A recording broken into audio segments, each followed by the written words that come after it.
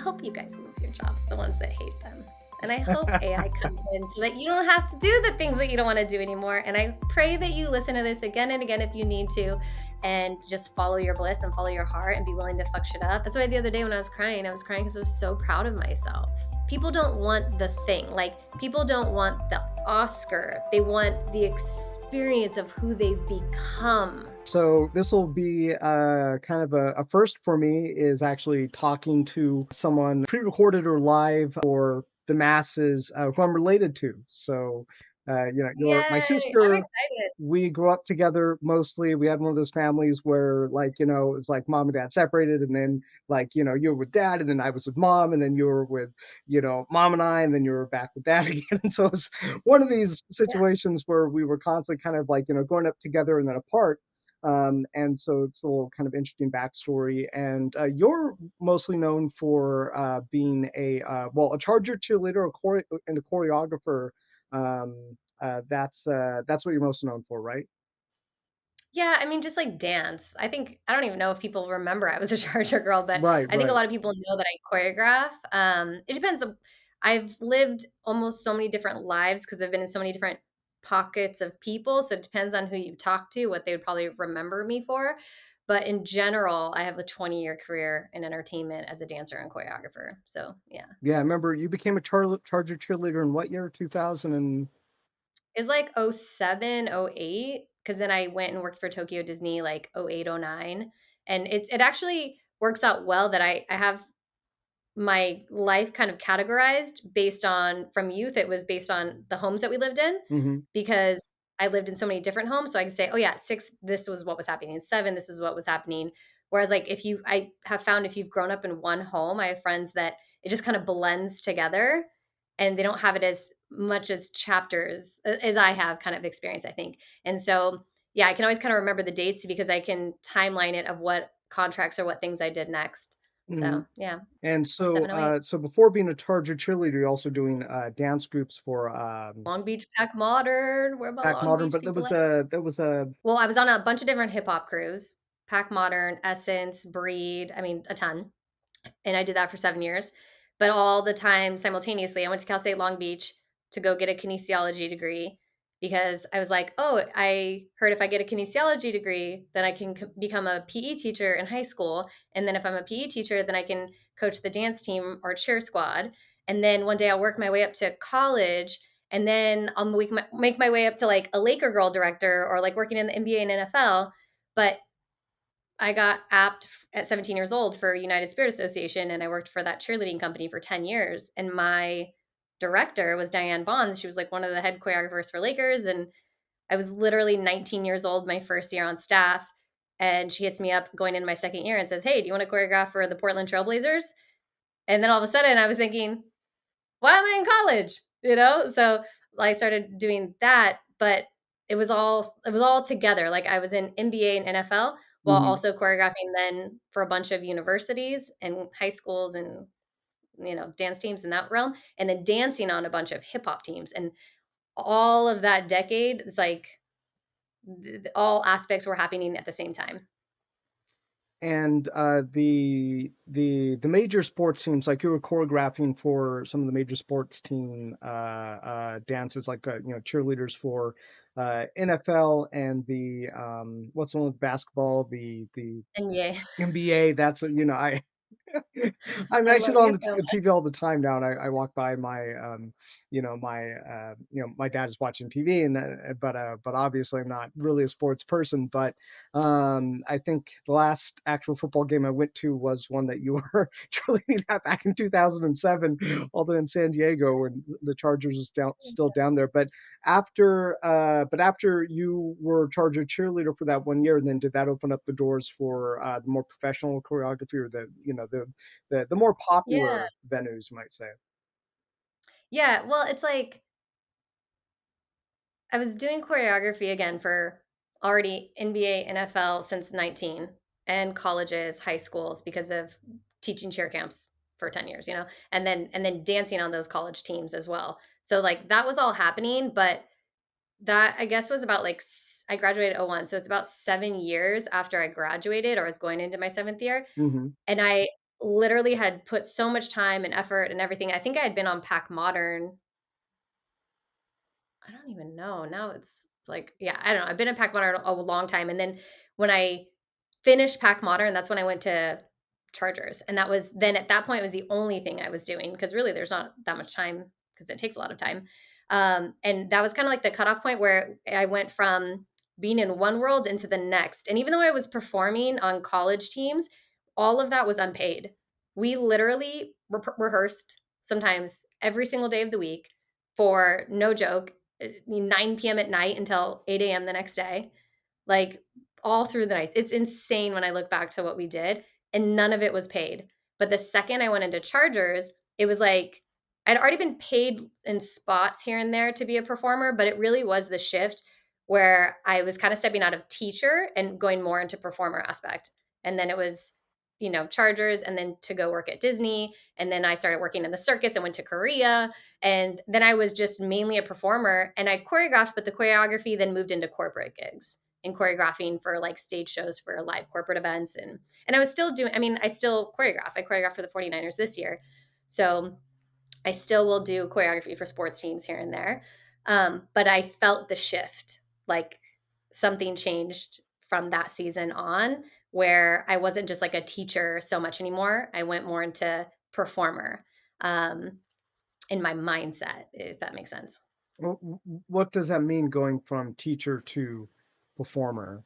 And you're saying like 2007 or right after, or Yeah, because I just knew I wanted to choreograph. I wanted to be a choreographer, and choreographers are teachers.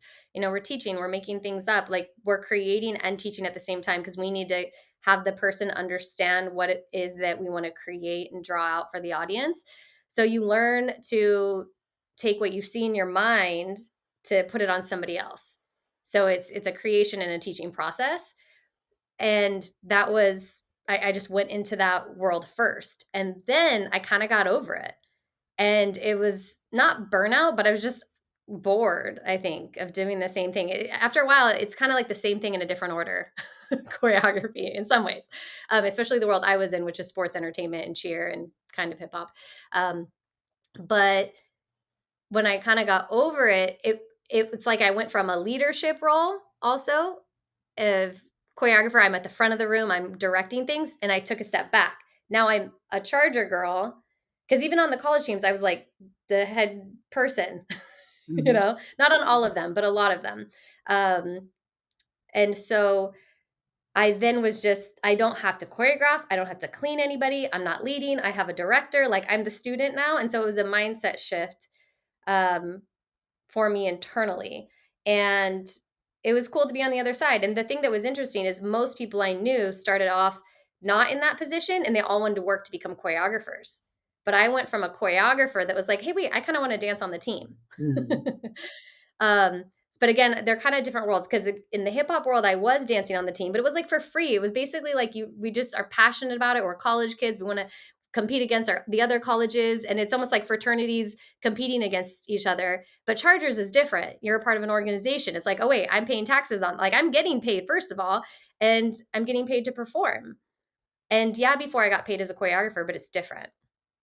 In my mind, it was because I was being paid to come in, do a job, and leave. Now I was getting paid to come in, go on stage, perform, and leave, and I didn't have as much responsibility. So it's Mhm. kind of nice. But again, I did start to get back into choreography with corporate because I think organically, I was just made to teach. And that's why now I'm a life coach and I teach people and guide them in their life. My impression was that, sometimes needs necessitate, right? And to have a certain level of revenue, you had to hustle between the performing, dancing, and then also the teaching. At least that's the way I always thought it was working out. Was I wrong about that, or? Like, are you saying meaning doing it for like, I would still choreograph and stuff for the money? Yeah, like having to do both for the money. Like you didn't necessarily get to choose. It was like, oh, well, I can perform and I can teach and both make me money. So let's just fill up the calendar as much as, makes sense and then do Um, both. I mean, there's definitely times where you're like, ooh, like, let me go find a job because you want to have more money or, whatever the case may be, especially when you're younger. And I mean, I used to live somewhere that I paid $400 a month for rent. Like, it was so cheap. Um, but really, if it was money I wanted, I wouldn't have been doing what I was doing because it, I was a charger girl and I made $85 a game and I had 2 rehearsals a week unpaid. But I was still thinking, "Well, I'm getting paid for, like, doing what I love, Mhm. and it's prestigious, and it's so cool." And they've changed things in the NFL because the Raiderettes sued the Raiders. Thank you, ladies. But yeah, it's interesting how much work the girls put in and got nothing. And as a person that taught cheer camps, I worked 5 days. We had the day that we show up and set everything before the kids get there. Then you have like camp, and then you have like a half day where it's basically closing ceremonies, but you're working 5 days and you're sleeping there and you're at UCSB sleeping in the dorms and waking up and you're with the kids all day doing camp. And we got paid $185 for 5 days of work. So trust me, if it was like really about money for me, I definitely would have been doing something else.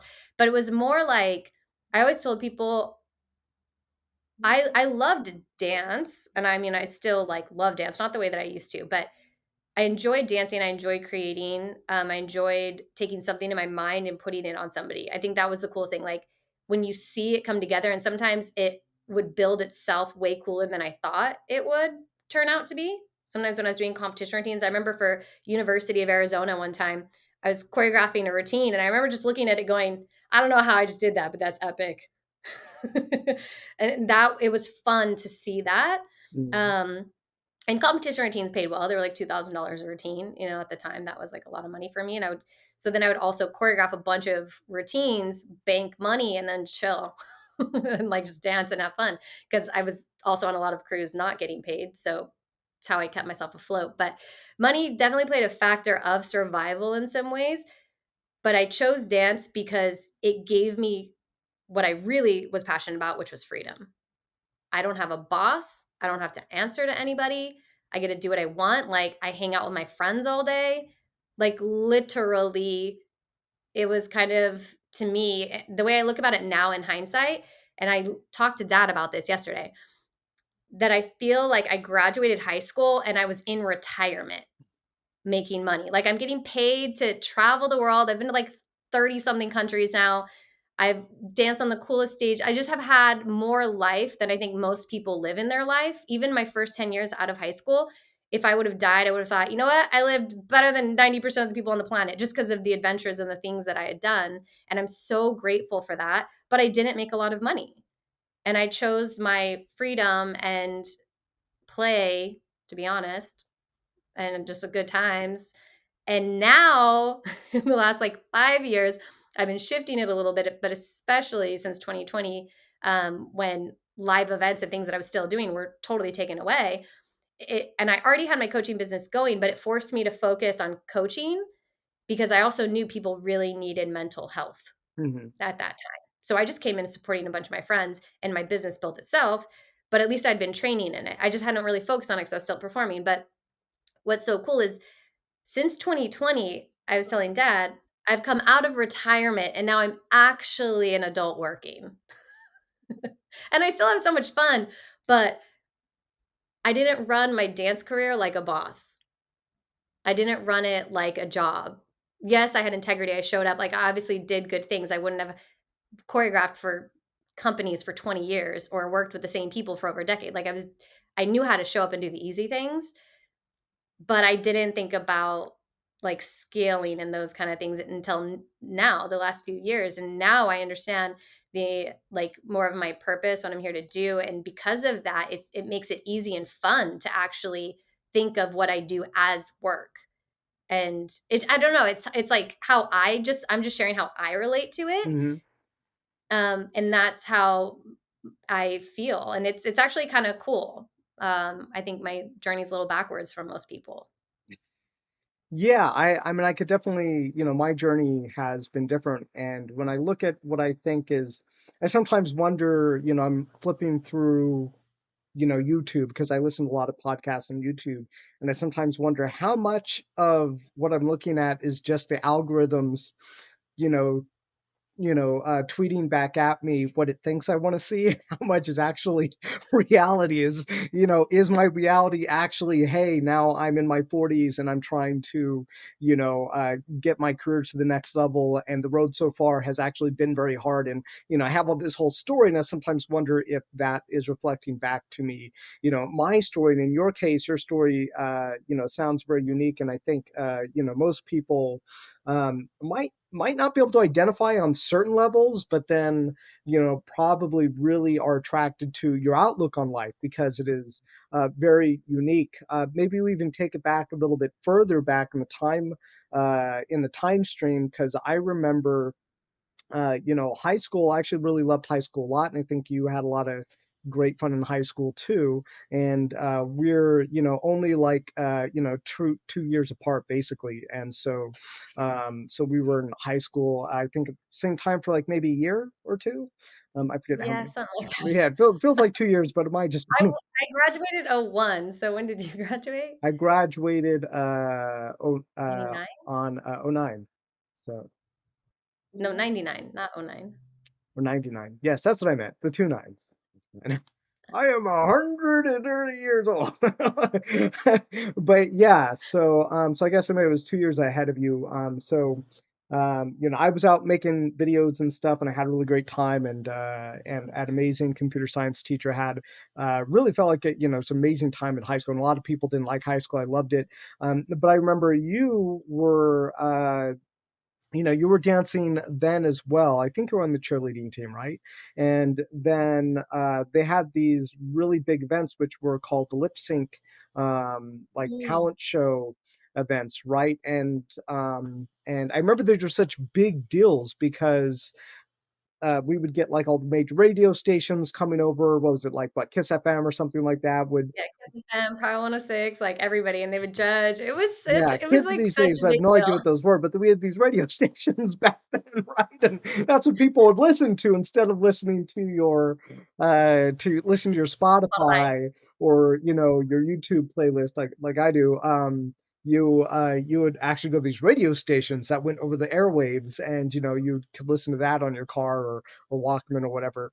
And but they'd come and they'd show up to that show, and I think you took first place in that competition like once or twice. And I think I wasn't there for the first one, but maybe I was there for the second one. I actually don't remember. Maybe I was there for both of them, but I just remember that everyone was just blown away by the numbers you're doing. I think you're known for like doing a Britney Spears number, and It was Britney back every then year. she was really super cool. Before She is so all cool, this bless drama her. in her personal life came up.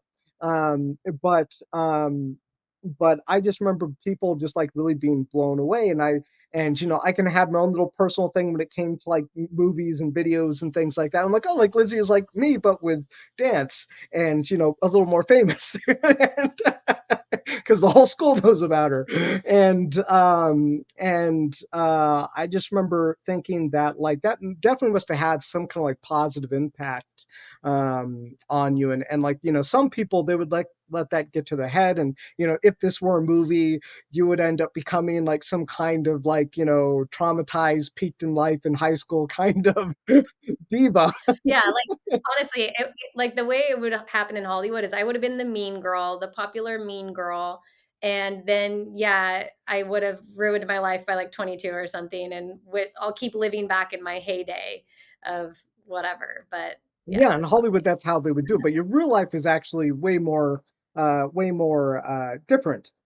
And probably the word I would use is linear. Is when you left, high school, you then went on to pursue a career in kinesiology, and then that led into the dancing, becoming a charger cheerleader, and then just balancing between your dancing and your choreographing.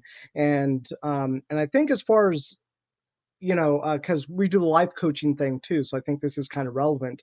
That in terms of like drama, like life drama, I feel like life dramas have not had a significant impact on you, and sometimes they do on other people. And sometimes there are people who go and they do things just like what happens in life. They tend to have kids, and that kind of changes the whole direction of their life. You know, you and I haven't had any children yet. You do have a fur baby, but but but so otherwise, like it's just been kind of linear for you, it seems. And but I feel like that then actually probably leads into your life coaching business that you've started. And I always thought it was interesting because I remember I went to my first like kind of personal development program maybe 6 or 7 years ago at Landmark, and you introduced me to that program. And before then, I hadn't done anything quite like it. But I remember being there and just thinking like, I've been trying to figure out for a while now, like why things aren't working out the way I thought they would. Like, I mean, and without saying it in so many words, I knew that I was stuck in some kind of cycle that was not working for me. And when I went to your completion ceremony for that Landmark event, I was like, I could use something like this because just things aren't working out. And I think you could tell that too. And we started to do some of those programs together. And I remember you were so into it. Like I remember thinking like she's like so into it. And I was almost surprised that, you already weren't trying to do like some kind of life coaching business full time because you were so into it. And I remember asking you once, like, why are you even here? Why are you even doing these programs? Like, you're not messed up like some other people think they are, that they have to take some of these programs. And you were telling me that you were just interested in like the people and like hearing the experiences and the life experiences. And I always thought that was kind of weird. And as time has gone on, it's just kind of occurred to me that she's just been like trying to stack up the knowledge over time. Like, do I have that right? Like, Yeah, I mean, first of all, like, I just love you so much, and you're so great at, listening, witnessing, and capturing people. And yeah, for the most part, all of that's like super accurate. And I just want to thank you too for being open. I really appreciate you being open to the things that I've done, whether it's businesses or yeah, personal development seminar. And I feel like maybe even at times I didn't know if you would be like a yes person that you'd want to do it, but I'm glad that I at least offered and reached out, and there's things that you've said yes to. And I'm like, "Oh my gosh, amazing." And I think that they've benefited your life, but I really want to thank you for just being open. Because some people they miss things because they aren't, and I think that's also why I'm always investing in myself to humble myself that I don't know it all, and also it in a paradoxical way, like when I hear the things I already know. And so it actually then reinforces even more so of what I know to be true in the most humbling way. And I believe that all the universal truths are universal and they're all of ours. And we do have so much wisdom innately already in us. And I think everybody has different, it's like cooking, like they have different versions of how they're going to create the spaghetti. Like you can create spaghetti so many different ways with spices and sauces. Like, somebody's going to like it a little bit more spicy, someone likes it more mild, but everybody has their own flavor of this work. And I enjoy tasting the flavors because I also enjoy working with different people. And when I'm working with someone, it's not about me and how I receive and give the information, it's about how they need to hear it.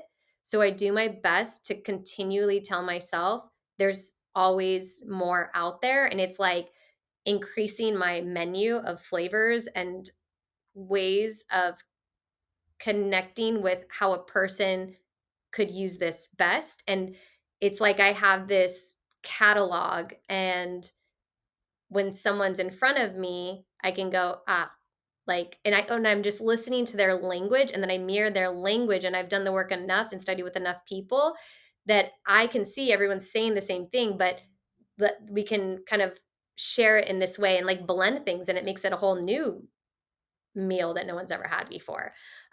So I I am always doing these things because I absolutely love the work.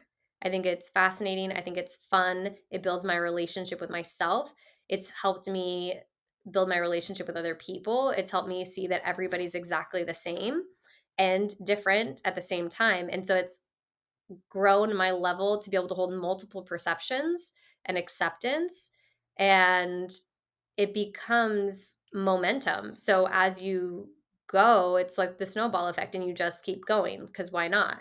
And Tintin's making a little Yeah, cameo I back can there. see But him for a baby there. yeah, so that, I love it. And I think dad is a great leader and he did really well in his careers. And because of the careers he chose, he's captain in an airline, started flying super young as well. There's a high level of integrity because it's your life up there and other people's lives in that field. And then he did pharmaceuticals. And I remember when he was doing pharmaceutical sales when I was super little, he all the time would go, "Oh, just got 100 on my test." Like, he just had impeccable work ethic, and I'm so blessed to have watched how he thinks and functions in the world. Um, and because of how he was being, he got a lot of leadership training, like he got that from his corporate jobs and from, becoming a pilot, all the things because you have to be in that position, and it just osmosis tapped into me, which made me open to this work and coaching, being coachable basically. So, and also it's the sayings he would say to me all the time because this is, you always go back to childhood, really is the roots of everything. And he would always tell me, learn from other people's mistakes. So that language then has me observing what are the mistakes, what am I here to learn? So my brain was already being wired like learn, growth mindset. But I definitely have had fixed mindset for sure because I think in transformation we go through these different phases, and there's also places where, and you've witnessed this within me because you've called it out at times where it's like my ego thinking like I know it all, and in my head I'm not, like, I think my essence isn't trying to be that, but if I look back it's like i'm I would be fighting for something or wanting to convince somebody of something because I know they're not getting it, but then it comes off as my ego, and my ego is thinking I can fix something, but essence knows there's nothing to fix. And so anyways, but point being, like, those little things from dad, watching him and all of that got me really into it, and I never read in high school. I mean, I guess, like, the only book that I really read was Diary of Anne Frank because we kind of read it in class, and I think that's it. But I know you were a big reader, right? You always, and you'd be like, "I read this, like, 500-page book," and you were, like, 6. I'm like, "What the hell?" In so many ways growing up, we couldn't be more opposite. But once I got into college and it almost became I can choose my own classes and things like that, I just got more into personal development, and I remember specifically teaching Muncie, Indiana. I was teaching Ball State University. I'd go out there every year, choreograph like 14 routines and teach it in 2 days. It was like ridiculous what I did. But there was a day where I went into this, I don't even know, like a blend of a convenience store and a bookstore because there was like books and audiobooks. And there was a book that was The 7 Habits of Highly Effective People on audio. And it was Stephen Covey. And I got it. And I was probably like 20 years old or maybe 21. And there's like that book,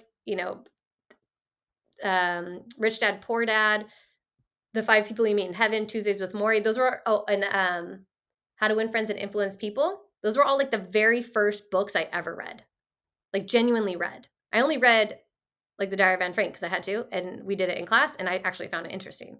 But those are the books, and Tuesdays with Morrie was the very first book I ever finished in my life. And that book is a perception changer. So I started to like feel the feeling of perception change.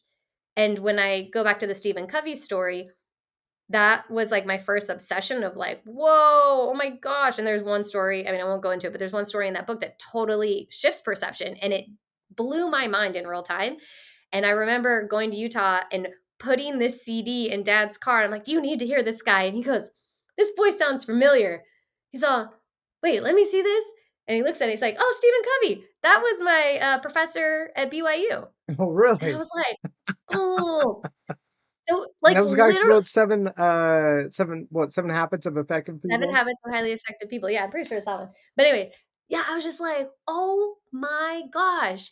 And I think my brain also is wired for like fun, divine, magic vibes. And so I think that's crazy. I'm listening to the same guy that you listened to at like 21 because we were the age that we were like the same age and we were listening to the same mentor, but like in different timelines. I've seen And this I movie. was I'm sure it's on Netflix. Go ahead. yeah, and but so, like, I allowed that stuff to make me get excited, and I think you fall in love with life when you bring love to it. And I allowed myself to be excited about things like that. Because some people might go, "Oh, okay, whatever." Like, they don't even think about it, but for whatever reason, I was just like, "Whoa, that's crazy." And, and going back to just me and my love for this work, it's because I know a lot of it because comes from dad and I admired him. And knowing that Stephen Covey was your freaking professor, duh, that's why, again, one of the reasons why, there's many reasons why, but one of the reasons why he's such a leader and such an impactful person. And I just got really blessed to have him as our dad, you know? Yeah, I think that's interesting that you've seen him as a leader because I've actually sometimes seen him as not a leader. Actually, sometimes in my head I have I him guess I labeled want as to be a not leader. ambitious. So because he's living on a farm now. I mean, I think he had a good long career and I think our dad is like one of the most disciplined people I've ever met. But yeah, when it comes to leadership, you're right that it does take leadership to captain a plane. But I guess because in my head, to me, I see it as a different type of leadership. It's like there's a structure to that kind of leadership, and I guess it's probably because I am an entrepreneur, whereas like for an entrepreneur, leadership is highly unstructured. It's like, you get the idea, you get the product, you get the team, and you make it work somehow. It's a very unstructured process. And But you build entrepreneurship is about building like you're taking creation, which is unstructured, and then you create it as structured because that's what brings it into the 3D world. At the end of the day, if you don't have a structured business, the business will fail. You know mm, what I'm saying? So, but they're different. And I totally this is what I love about life. This is what's fun about this podcast is we get to see each other's different perceptions because that's your perception of dad and it's totally valid because it makes sense from the lens in which you're looking at it. And like when I think of him, I think he's one of the most ambitious people ever because I'm like he's 50 years old and he's had a dream to be a captain in the airlines, like a captain for a plane since he was a little boy. And he followed the good path of go to college and get a good job and you know accidentally got our mom pregnant with me. And he went from single guy flying, his hang glider on the weekends and whatever, to one man to a family of four. Mom, you, me, him. mm. And I have a lot of respect that he took that on because imagine that, you know? And so his life changed. And also, the reason he didn't go directly into becoming a pilot and a captain, because he would have, but he had an injury where somebody threw a ball at him and he was blind in one of his eyes. So he technically could not do it. He still flew though. We fly Cessnas when we were little and stuff. But the fact that he took on the responsibility of us and then still like fulfilled on his dream of becoming an airline captain at 50 years old when at the time you had to retire at 60, so he would have only have had a 10-year career. And if you're the airline and you're looking for pilots, you're looking most likely for somebody who's coming out of an air force, who's like fresh on tons of hours of flying, who's in their 20s, like that can have a 40, 50-year career with one company. That because the airlines is all about longevity. But he came in at 50 years old and got booked. They were like, boom. That is a long shot. And at the same and it's rare that people even at 50 years old are still going to even hold on to that dream. And he did it. And that to me is amazing. And his dream is not to be an entrepreneur. Ours is. And I think it's because our mom's a dreamer. So we have this dreamer side. He's practical. He's an earth sign. He's a Capricorn. Like he is just grounded. Like he's simple. And that is his fulfillment. Like he's one of the happiest people I know. And yeah, he's still human. But like literally, what did he want to do? He wanted to end up in the mountains. Did it. What do you want to do? He wanted to become a captain of the airlines. Did it. What did he want to do? He wanted to take care of his mom. Did it. What did he do? He wanted to retire and like not worry about money. He did it. Like, to me, that's rare today, and, like, that's super ambitious, that's super focused, that's super disciplined, and, like, that's why my perception is what it is, and your perception is 100% valid, and I totally get it from your lens. Because in our worlds, we're like, "Entrepreneurship, da, da, da, da." Like, yesterday, I was even crying to him a little bit on the phone because I was like, "Oh, like, there's so many things to do, but dad, I'm so proud of myself," and blah, blah, blah, and he's like, "You're doing great, honey, keep the enthusiasm," and I was soundboarding, like, the things that I need to build, which is structure and, uh, operations in my business right now.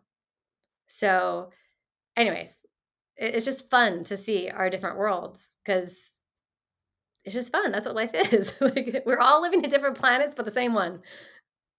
Yeah, yeah, it is a shared planet physically, at least. It's But different yeah, realities. for people who are listening who don't understand, my our dad was a pharmaceutical salesman for most of his life, and then he attained his dream of becoming a major airline pilot when he was 50. And so, that fulfilling that dream came much later in his life, but he fulfilled it, and there were a lot of things definitely preventing him from it. Obviously, one was getting a family when he was, very early, spontaneous family with me along for the ride, with my mom and then Lizzie. Um, but yeah, so I mean, fulfilling that dream later, and yeah, he had challenges. Another one was an eye; he had that injured eye, that they were able to give him a surgery much later in life, that allowed him then to fly as well. So those things worked out for him. so so it sounds like you attribute a lot of, kind of the programming that dad had, or the upbringing and the influence that he had on you growing up. And then you're also talking about our mom, who is, you call her a dreamer. And I can agree with that particular definition. What about other traits? It was mostly the dreamer that you got from her mom, because I know that these days I listen occasionally to like Tony Robbins talks. I'm not necessarily sure I agree with everything he's saying, but I understand his where he's coming from. He's coming from a different generation, and he's got this whole mission that he's 1000% behind, and that propels him into this message that he has, and he's always recreating every couple of years for people. But I remember growing up, and she was always listening to these Tony Robbins cassettes. So it's sometimes funny when I listen to him now, and I'm like, it's so funny, because I remember a lot of what he said. He's revised it now. Now he's like, on Tony Robbins, like, 10.0, 10 versions later. And I'm like, wait a minute, but he says, didn't he used to say to do this? Now he says to do that. I mean, obviously he's kind of evolved too. But I think, did that have any impact on you? As I remember being a kid and she was Oh, listening yeah. to those Tony Robbins tapes in the cars, and then, I absolutely didn't get it into personal development until, I was much later in life. I was mostly just playing video games and watching movies for most of my free time up until like the age of, 36. And then it started to kind of go the other way, where I started to spend, majority of my time now is spent, listening to podcasts, researching for my business, and trying to figure out how I can, reach the goals that I've set out to attain. So what are your thoughts on, you had some pretty deep thoughts on the impact that dad had on you. How about the impact that mom had on you? A lot. I mean, I feel like I genuinely feel and believe I got the best of both worlds from them because they're very different. Um, very different, but also very similar in certain ways. And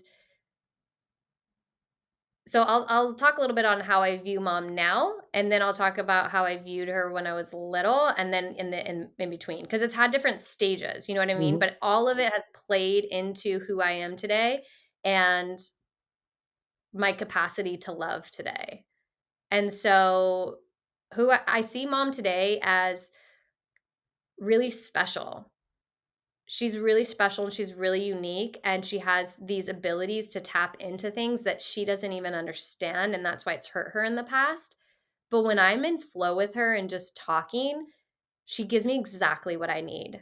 Like, both of them are coaches to me. And like, it could even get me emotional because I'm just so proud of her because she's been through so much and I have judged the shit out of her in the past, but I've just done way too much fucking work myself to see her any different now. Like, there's such an innocence to her, and she didn't grow up in a very supportive home, and that home just did the best that it could, but they didn't know how to provide what she needed, and she didn't know what she needed. They didn't know, like, it's innocent. Like, everyone's just doing the best that they can. Everyone, you know, it's just that simple. Like, everyone's doing the best that they can. And uh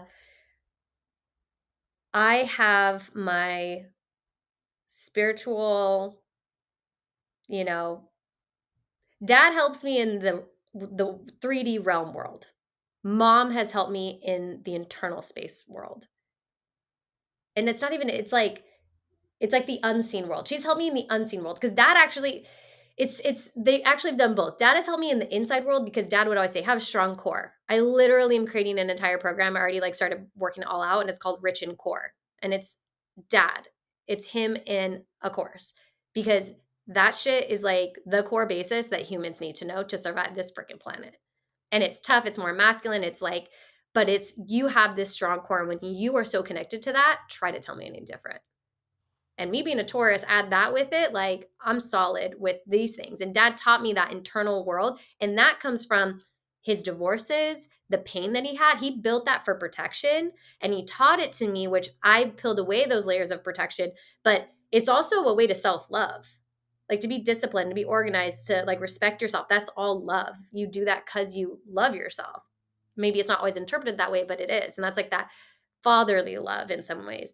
And so I have that inside world from him, but also functionality so I can do what this world is required to do. Like I'm disciplined in paying my taxes. I keep my debt low. Like, you know what I mean? Like, or even none at all. Like I just, those life things I got from him, the practical sides.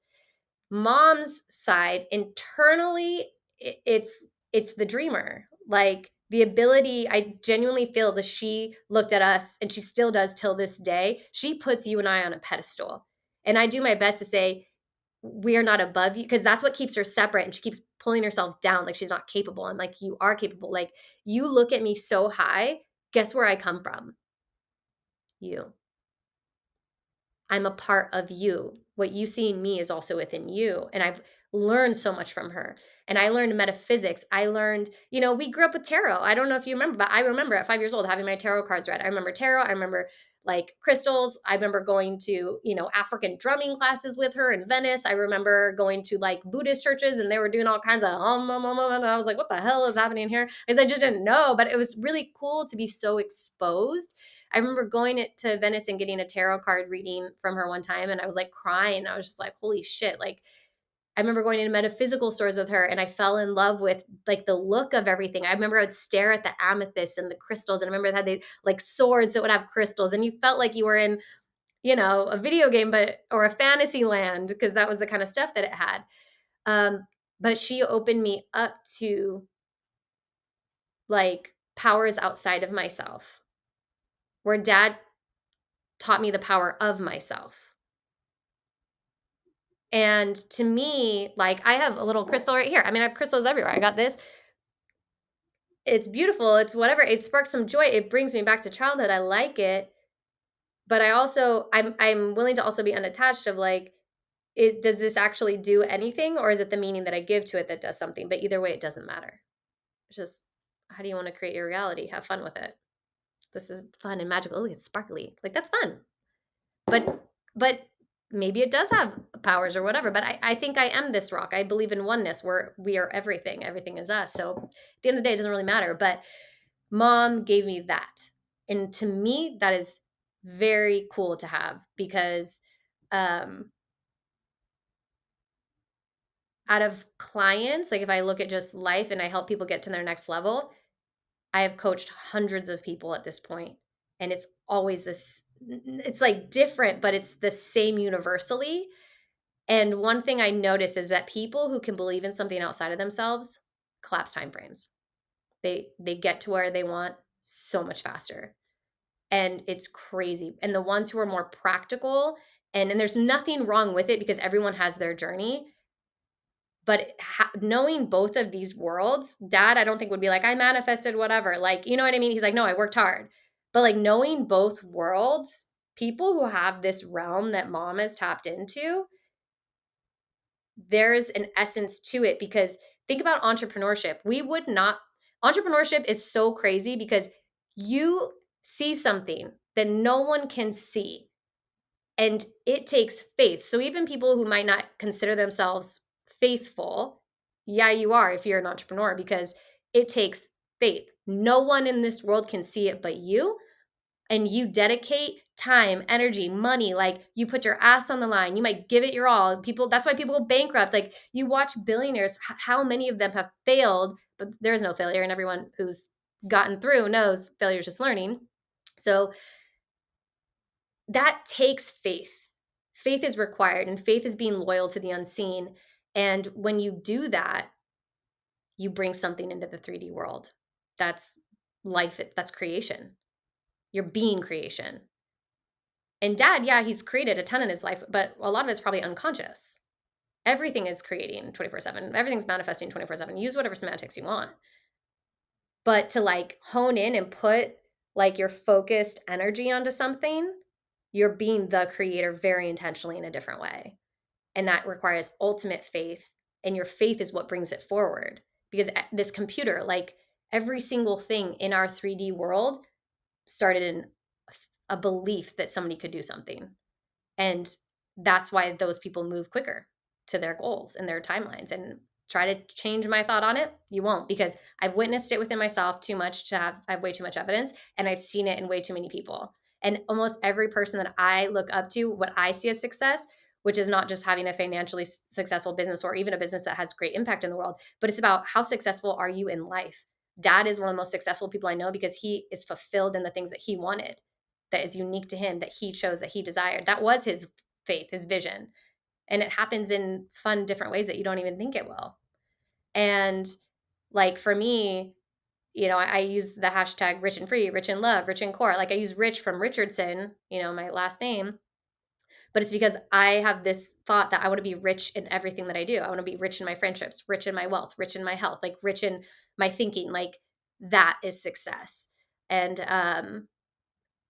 those who believe in that get it. And some people believe that that's not possible, and people live in a very dark world, and that's fine. They have the free will to choose what they want, and I have so much compassion because there's so many reasons why that is true for them.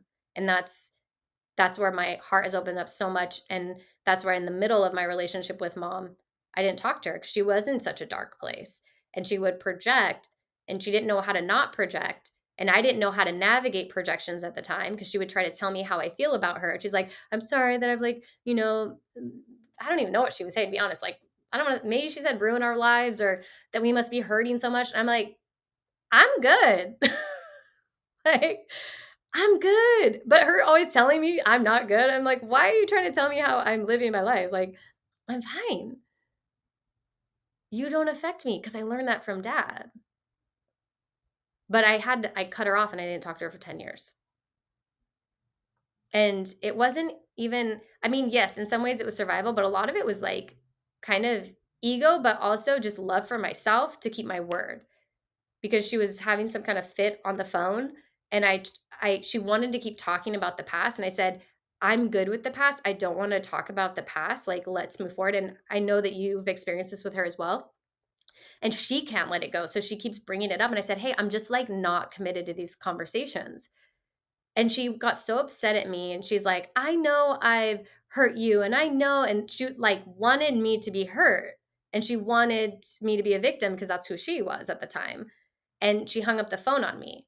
And I'm also, again, that could be that fiery Taurus, and it pissed me off. And I was like, ah. And I called her back and left a message. I said, I want you to save this message because I want you to know it's the last time you're ever going to hear my voice. And I hung up the phone. And I also said a few other things of, I'm good in my life. I love my life. And you chose your path. So have fun. If you want to hear my voice again, save this message. And hung up. And yeah, it was like an ego, but it was also like a love and a commitment to myself. No. Somebody would call it like a boundary today. And I upheld that. And honestly, I'm proud of it. And I built so much of my own strength. And also because of that, there was still this like part of me back here that's that human side and ego side that wants like fix and change and help. Cause I like, it's like this knowing, I know there's another way. I know my world in which I live.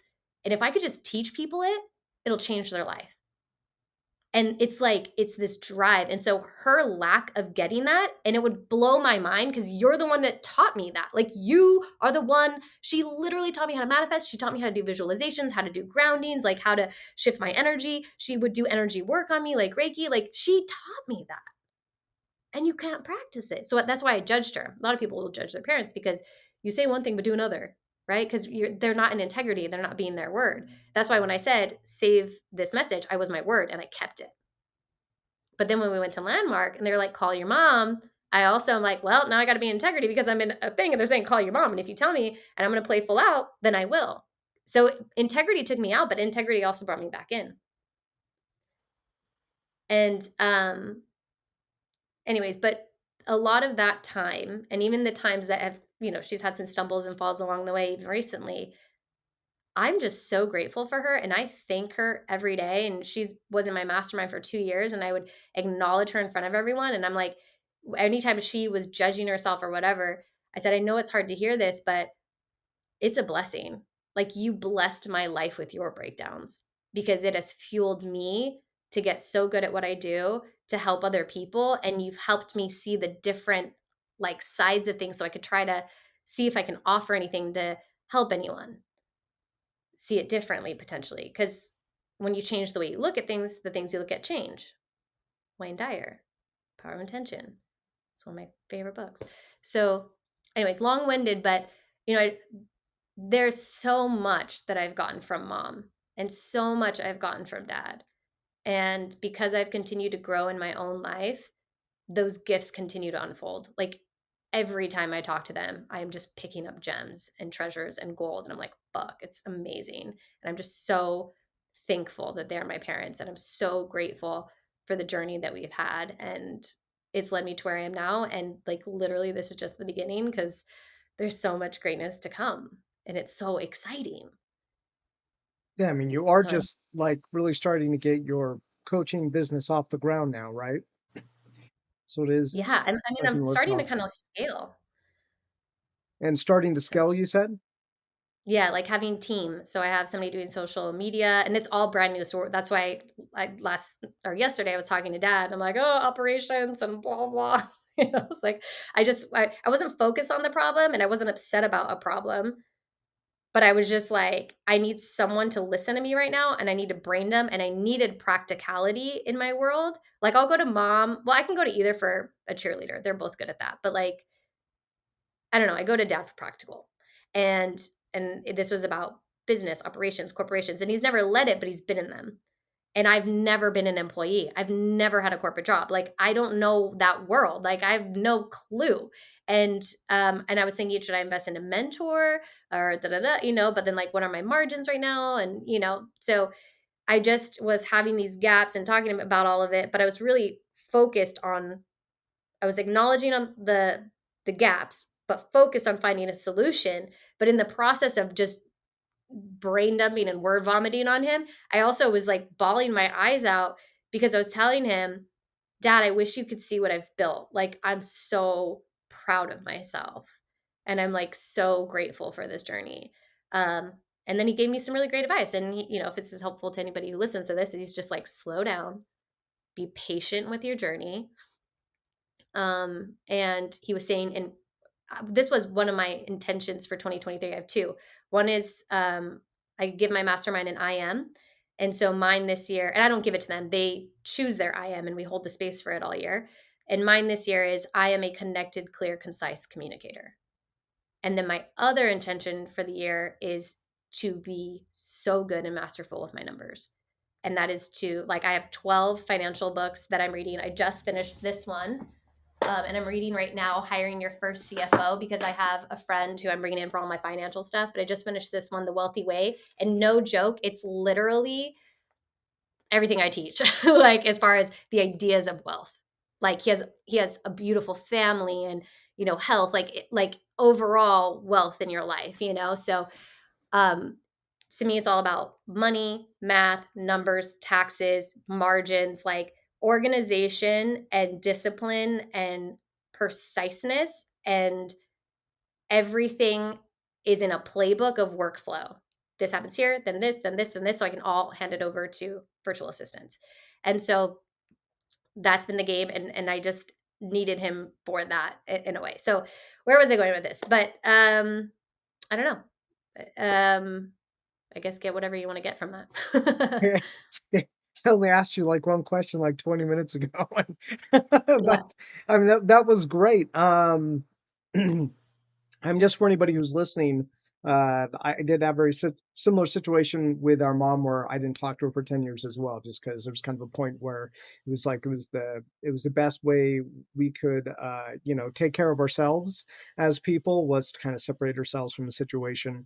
And then one of the landmarks homework perform. assignments is to Mm. have completion conversations with your parents. So that ended up having a pretty significant impact on both of us, and we reconnected with her back then. And I'm our journeys are somewhat paralleling in some places, where now I have this NFT gaming company where Metasource Games, and we have a game called Castles, the NFT game. It's on the Wax blockchain, and we scaled up very fast. At one point we had close to about 15 people who we were employing.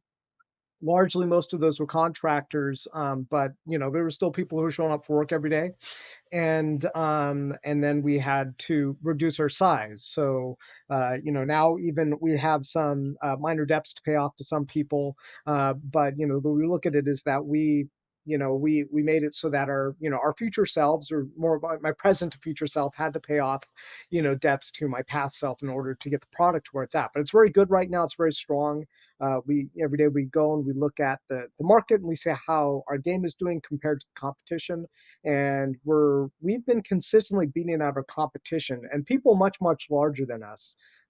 There's a competitor in our space who actually built the blockchain that we're on, and we've consistently performed better than their game, on a day-to-day basis, over the last year, better than they have done. They have this game called Blockchain Brawlers, and this other one, Music Mogul, they haven't released yet. But so it's been challenging. There've been these challenges, but I'm kind of where you're at now too, as well, where it's like, okay, we scaled up, and now we're trying to manage this stuff, because there's a lot that's not working. Um, at least there wasn't a lot that wasn't working with the business a month or two ago, and we had a lot of growing pains. I've had to do almost double shifts for the business the last like month or two. That's been really hard. There's still stuff like there's like a list of like maybe six or it's probably an understatement, but like let's just say I have like a list of like 20 things I need to do today, and I'm only able to get to like maybe 13 or 14, and I can't get to those other ones. And that just ends up getting put off to the next day. And, if I don't keep making sure that I make gains every day, it starts to stack up all those excess tasks that I have to do. It's been a real pain in my butt. I missed two meetings this week that I had with one of my business partners, and I was just like smacking myself the whole time, because I was like, how did, like, I'm not a guy who misses meetings, and yet I missed like two meetings. I'm just like overwhelmed with everything that I'm doing Yeah. right now. And it's okay. It's again, it is part of the journey. Things look good. Things are challenging, but when we look at the company, we spent a lot of time and money building great value into the company. And every day we look at the market. The market is telling us that we are outperforming our competitors. So just stay the course.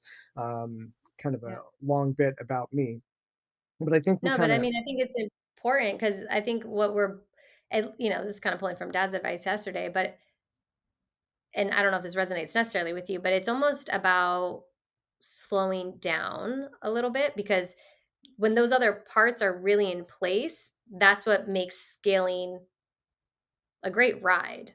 But when it does grow so fast, and you have limited time, you have limited capacity, you have limited people that can fulfill on the things, and then even if you want to train someone how to do it, that still takes time that you have to train them. And then that's like there's only so much time. This is exactly what I was talking about with him yesterday. And so and then I literally today saw Gary Vee posted something, and it was pretty much exactly what Dad was saying. And it was about slow down, like there's no race to success. And so I've been kind of really marinating in that the last 24 hours.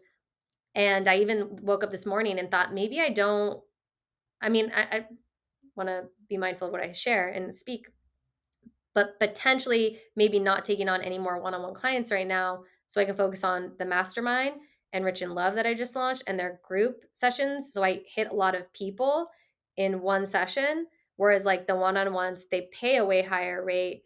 Obviously, that helps the business on a margin level and building it. But what's the point in scaling if you can't manage it? And to me, it's not about me succeeding. It's not about me being financially free. Like, I think when people start in business, that's a huge part of it because that definitely was for me. But what it is for me right now is that every person that comes into my world, and you get a lot of this too, because I hear it in your language, we want every customer to have the best customer experience. And I guarantee that's a lot of why you've had a lot of success is it's how you love on people, how you're treating people, like how you're working with the community. But if you start breaking trust, and it's because you do have high integrity, which that's why it blows your mind when you're not going to a meeting, because that's just not who you are. But that just shows it's out of the scope in which you can hold, and it's hard. Like that's the hard part because you want to be able to do it all and hold it for everybody. But it's like we have to remind ourselves we're human and we have so much energy in the day. And like the way dad was helping me yesterday was like looking at what are like the biggest needle movers, keep those things, get rid of other things that I don't need. And because even for me at this point, if I needed to take on more performing jobs for like that baseline, because I still, do fire dancing and stuff, and if I want, I could take on more of those gigs and they pay well. So it's like I could take on more of those. And I know it's a designated time. And even in between my sets, I can still be working on my business, but almost slow down the growth. Because here's the other thing you and I both, I think, are growing because we take care of the community. So the word spreads.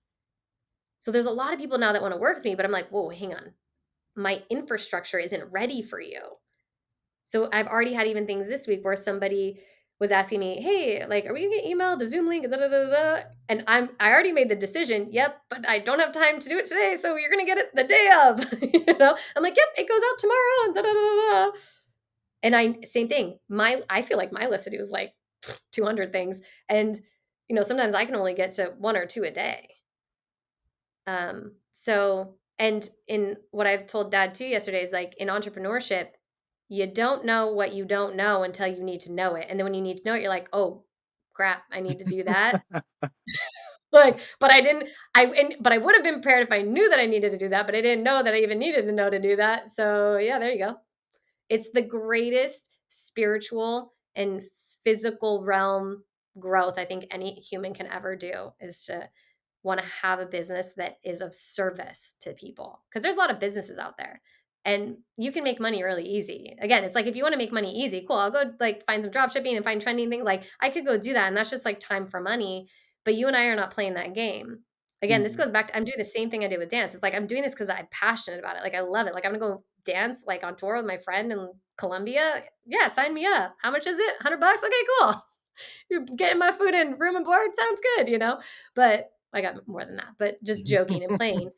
Here, it's kind of, I still live in my same apartment. I'm still living very humbly. Yes, we travel. Like I do feel like Ingle, my husband, keeps me balanced, but I'm still willing to be like humble in my living and all of these things to make sure that I'm building this thing the way that they need it.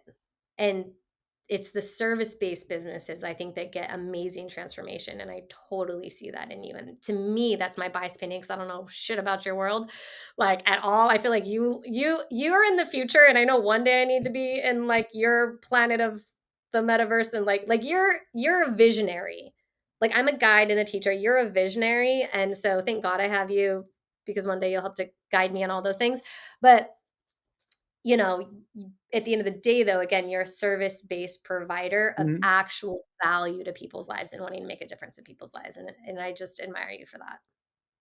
Thank you. Yeah, I said so many things that I connected with, and yeah, and trust me, the future is scary. Like I But it's awesome. it's awesome, but it's also really scary. No, you should hear pretty much everybody that I listen to, who's involved in Silicon Valley right now is equal parts scared and excited. Scared also meaning terrified of the future because it looks like so much of the future is going to be obsolete. And I just saw a video the other day of Boston Dynamics, who has been building robots for the last like 15 or 20 years.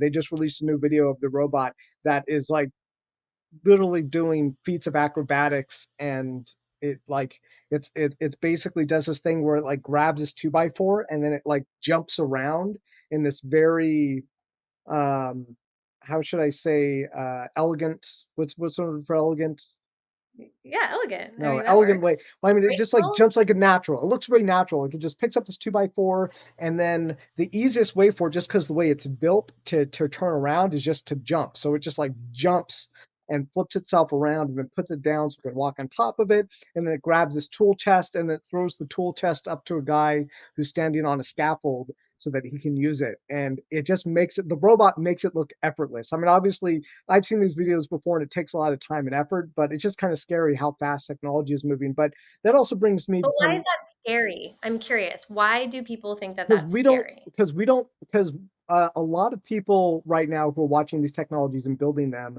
what we see happening is that robotics and artificial intelligence is going to make a lot of existing jobs right now obsolete and not needing a human being, and probably happening very quickly in a time frame that is probably very bad for the people who are already in those existing jobs. And we're talking about not just, it used to be that like, we would replace farmers with giant machines, or we would replace people who would sew together clothes with textile factories and things like that. Like that, you were actually replacing the everyday worker who used to be like 90% farmers, and then we started to become factory workers, and then marketers and YouTubers, and I mean, we started Yeah. moving out of factories and into offices, and that was kind of how that progressed. But now we're getting to the point where now those people in the offices, we're going to make those people obsolete. And so what's scary is that you have a lot of people who are like, I just spent $20,000 on an education or more. Some people spend $100,000 on education in 5 or 10 years just to realize that their job is about to be taken by a robot. It's kind of, yeah. I mean, what we're about to see is probably going to be very significant in terms of the way it changes the world. And most people aren't going to realize it's going to be happening until it's happening. I think one of the next major industries to be disrupted job wise is probably going to be copywriting and editing, which is in a good Oh yeah. way. It'll be good. You'll have more books and things coming out like that. But it's going to be coming at the cost of everybody who has copywriting in those industries. The only people who are going to be copywriting at that point are going to be people who are giving creative feedback on copywriting. But if it's like, where do I put the period? An AI is going to do that for you entirely. It's going to do it very well, better than a person can. So it's really, really interesting stuff. I have an artificial intelligence book, actually, this fiction book that I've been wanting to publish forever. One of the reasons I haven't gotten it out was because I basically didn't want to spend the money on an editor, because I wanted to have a good editor, have a good editing process. And I was like, you know what, I'll just focus on the business, release the book later. And now I'm looking, I'm like, well, geez, if I just hold out for another year or two, I won't even have to hire an editor. I can just get an AI to do it for me. But I want to go back into what we're talking about when you're talking about the rich and core, because I find that really interesting, because I think that's like one of the things that has always been missing. Kind of doesn't matter what generation it is, like in humanity, you kind of have this missing. And I have this kind of this thesis, this theory, which is shared by a lot of other people, which is that the American education system has really just suffered over years and years. And the public education system's never been completely great. Maybe it had maybe it had a height of period in a certain time, maybe, I don't know, 70s, 80s or something like that. And but overall, the public education system has not been great. And it's really incentivized to not be great. Like there's, if you're a very wealthy person, you're incentivized to send your kids to a good college, but you're not necessarily incentivized to make sure that other kids get an education so they can compete with your kids for really good jobs. And so So, when it comes to people in general, uh, there's a lot of things that aren't passed, that generations just don't have. Like, what some people call a growth mindset, right? We're kind of familiar with it now. And I would say I really didn't have it distinguished until I went to Landmark, because before then, I had a life that was kind of working, which was I was creative, I was, outgoing, I was going to say creative again, but I had a way of operating in life that had gotten me that far. I also got a little lucky that we were teenagers. We moved to Burbank, California, and that just happened to be a good place for people like you and me. And so, my first job out of high school was working for Disney.com, maintaining the homepage there. And so, and so, That's but so cool, by the way. yeah, I mean, it seems pretty cool, but I actually did have like a large period of time where I really wasn't growing. I mean, I think it's safe to say between like the age of 22 and like the age of 36, I really wasn't growing as a person. I was just like trying to get through the next day, get the next job, make the next paycheck, and I was mostly on my own, and I didn't have the mindset to know how to find other growth minded people. I did take karate for a couple of years, and that kind of helped. I was around a great community of people, and then I had new trauma occur in my life, and then I ended up just like being alone again for many years without any real friends, and I just mostly just like kept myself and protected myself just by sticking to myself. So by the time I ended up at Landmark at 36, when you invited me to your completion session, I was then, you know, trying to absorb like all this stuff that was being said, and trying to like, get some kind of perspective on it. What I knew was that it seemed like they were talking about breaking out of the cycle, and I clearly knew that I was in a cycle. I had enough knowledge to know that. But I think there are a lot of people in the world who don't see it, who don't have it distinguished. Like I'm stuck in a cycle, and there's another way of thinking. And I think the vast majority of people probably don't even have an intuition for this. They just continue through the next day without this intuition. They might have this feeling like maybe there's more to life, or maybe there's some other way I could be doing things.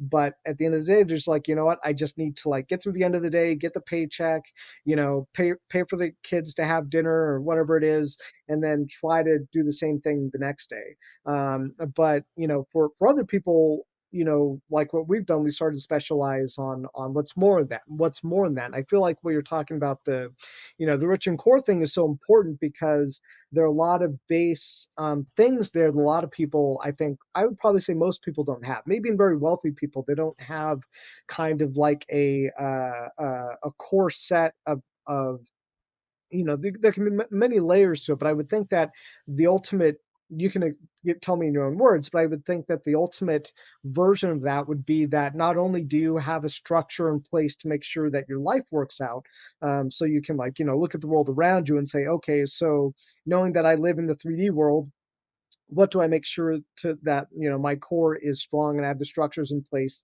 to not be in debt and things like that. And then there's the other area of just like emotional stability and happiness and things like that, and that's kind of a whole other layer. And the physical and then mental, two different things, they have some relation, right? One you can measure in physical reality, and then the other one is mostly measured in how you talk about yourself and how you interact with the world, and how your relationships are.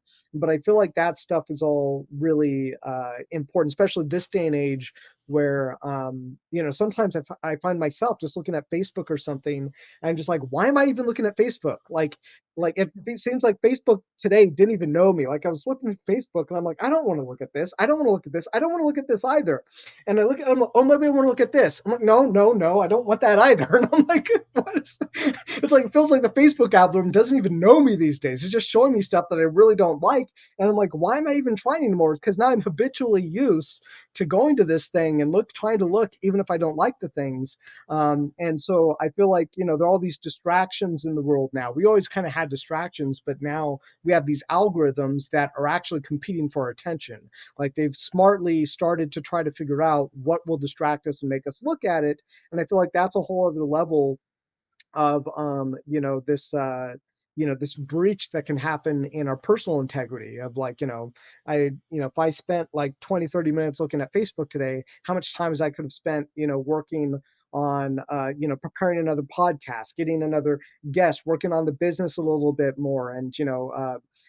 Sometimes I've been feeling overwhelmed with work, but I'm like, that's 30 minutes I could have spent, putting stuff in my calendar, getting more organized. So I feel like this whole conversation of being rich in core is probably more important, more than it has ever been before, with these algorithms that are, trying to force us. If you have any kind of device that is trying to force your, buy your attention basically, and distract you.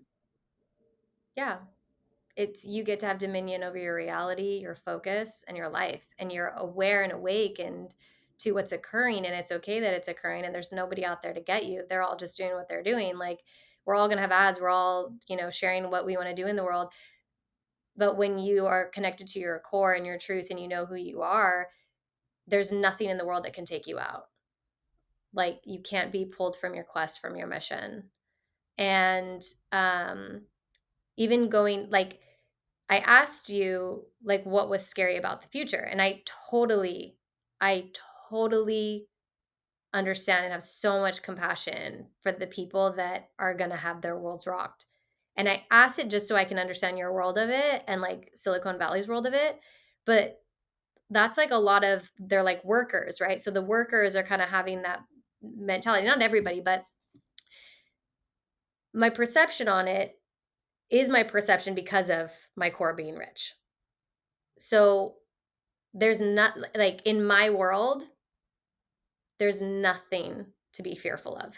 We are going to be okay. Humanity has gone through so many transitions through the beginning of time, from living in a cave to where you and I are not even in the same, like, this is like magic. Like, try to share this to somebody even in the 1400s, they'd think we're witches. They'd be like, what is this thing? The computer? It's like we have transitioned since the beginning. And the world has, the universe has. And yeah, maybe humanity could die off this planet, but my brain is built beyond the limitedness of a human body. Like, we won't go that way because that's going to be more of the spiritual. But coming back to the practicalness of human side, I've had this conversation many times for actually quite a few years, and I see it completely on another lens that I would love to share with people and any of those that are watching this, because I feel like your community is going to be in that AI world, and they are going to be the game changers, the leaders, and I want them to be free from worry because they're creating that world. And it is going to be the greatest blessing. And all transformation, it has the ugly side. This is why movies mirror life. The movie starts and you're like, yay. And there's always the breakdown, fall part, whatever. And then there's the hero that comes back up, right? And there's the things that try to take you down and, like, blah, blah, blah. The world's against you, whatever the thing is. AI is going to take your job. And then boom, we, like, come up. And yeah, there's movies that don't end that way. And you're like, oh, well, that was depressing. But it's very rare. Like, we love the hero's journey. We love the hero story. Books do that. Like, we're built for, like, again, faith and hope. There's a consciousness, there's an infinite intelligence, there's something outside of us that is, or even if it's within us, that's generating belief and thought. And that's why AI is here. It's the next level of creation, and we're ready for it. And if we weren't ready, it wouldn't be here. It's like, when the student is ready, the teacher will appear. But the information has always been there, but are you ready? And so what's really cool is my core is so strong that, like, I know I'm going to be okay, because it doesn't matter. There's nothing I can see in the world that's going to change my belief that I can't make my way through it. Cuz even if I died on my way, I would have been like, I did that though. Like, I gave it my all, and that's all that matters.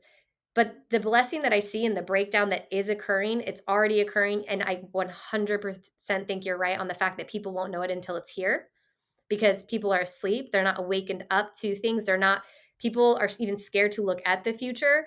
And so, but it's like, be willing to face fear, right? It's like, fear could be an acronym for, like, fuck everything and run, or face everything and rise. Well, let's look at it. What are we actually scared of? You're scared of losing your job. First of all, that job where you're taking this little thing and throwing it up to somebody, does that fulfill you? Do you go home every night and you're like, I am so fulfilled. I love my job, that I did that, and I threw that thing up there and it was so amazing.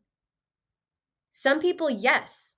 That's why if like some people might think, being a plumber is not like a fun job, but somebody might love plumbing and then they built a whole business around it and it's totally different. But you interview people in the world, especially in the United States. They are miserable in their jobs. I hope you fucking lose your job.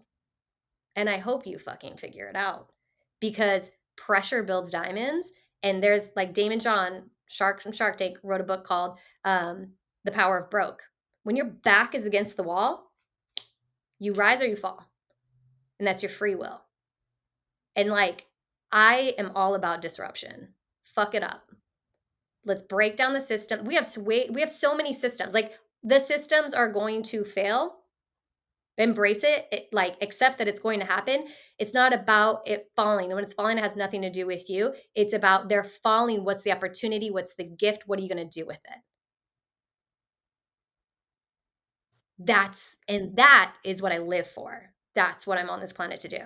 Because I hope you don't retire at a job that you hate. I hope an AI comes in to serve the things that we're not here to serve, because every single person that's listening to this podcast, like you have a gift. I'm gonna look at the camera so I can talk directly to you. It's like you have a gift, you have a purpose, there's a calling on your heart, and there's probably places in you that haven't had the courage to do it yet. And that's totally okay. There's a process, and trust that process. Like my dad is saying, like, trust your timing, trust your thing.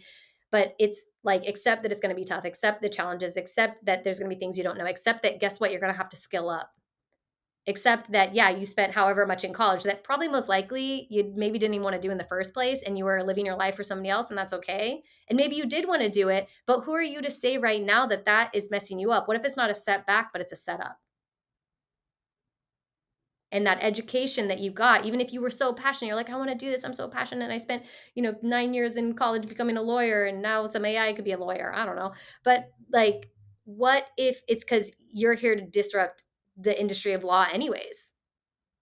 Is the law infrastructure amazing right now? No. Is our government infrastructure amazing? No. Like, there's a lot of structures that need to be rebuilt.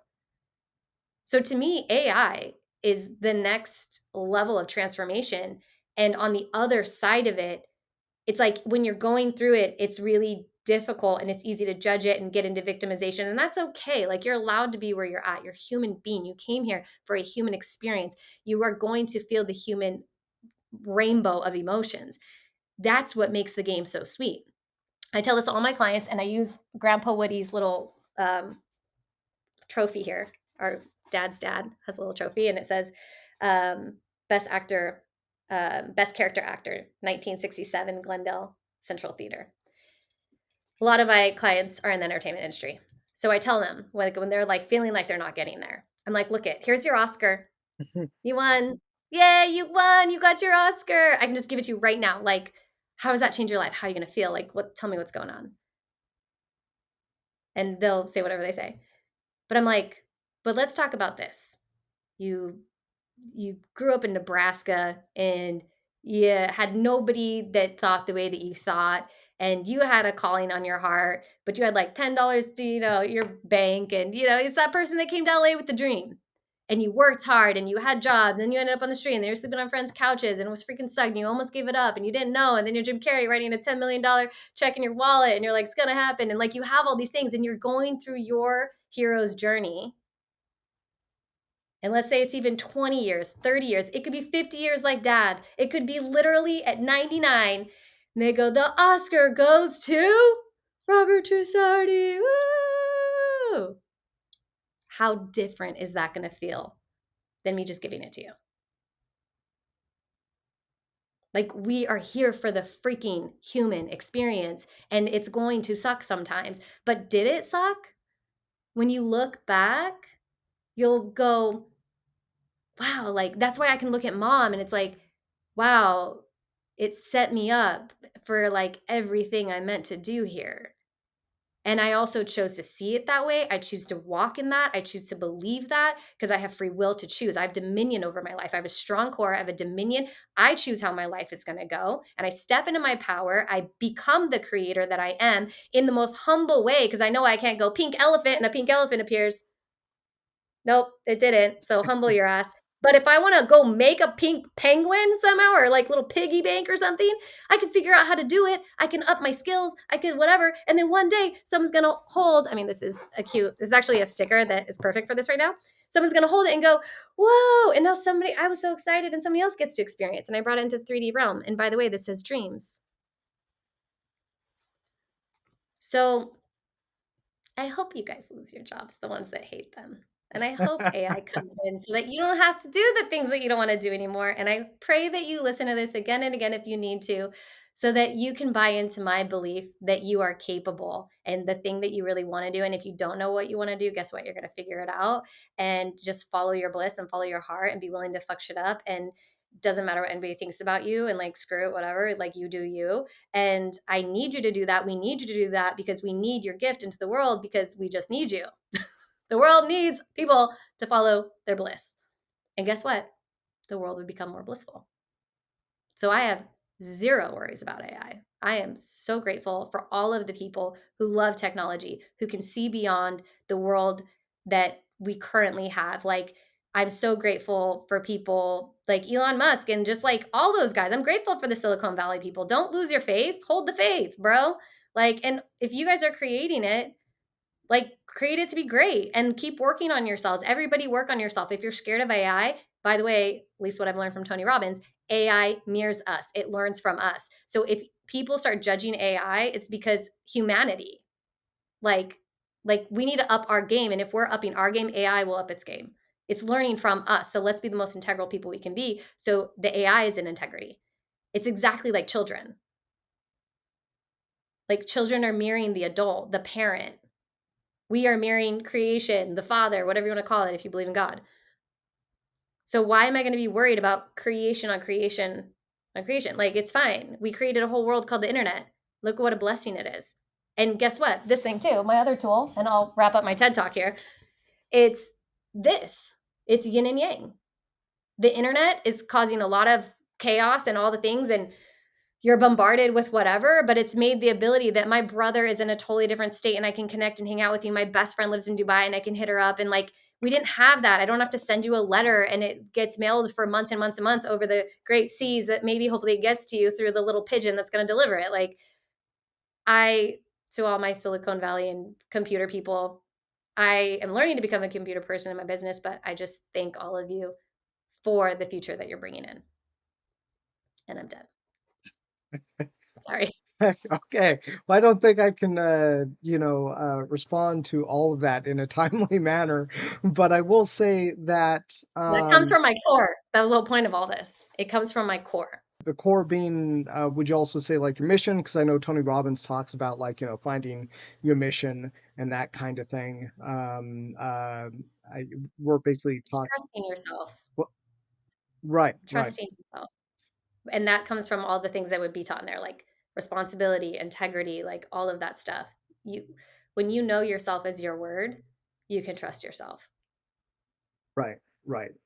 And I think everyone has a different story. I'm sure there are people out there who are like, I do trust myself, but I still can't figure out all this other stuff. Or, it's kind of a big conversation. And it's a great thing about coaching is that everyone has a different story and a different perspective they're coming from it.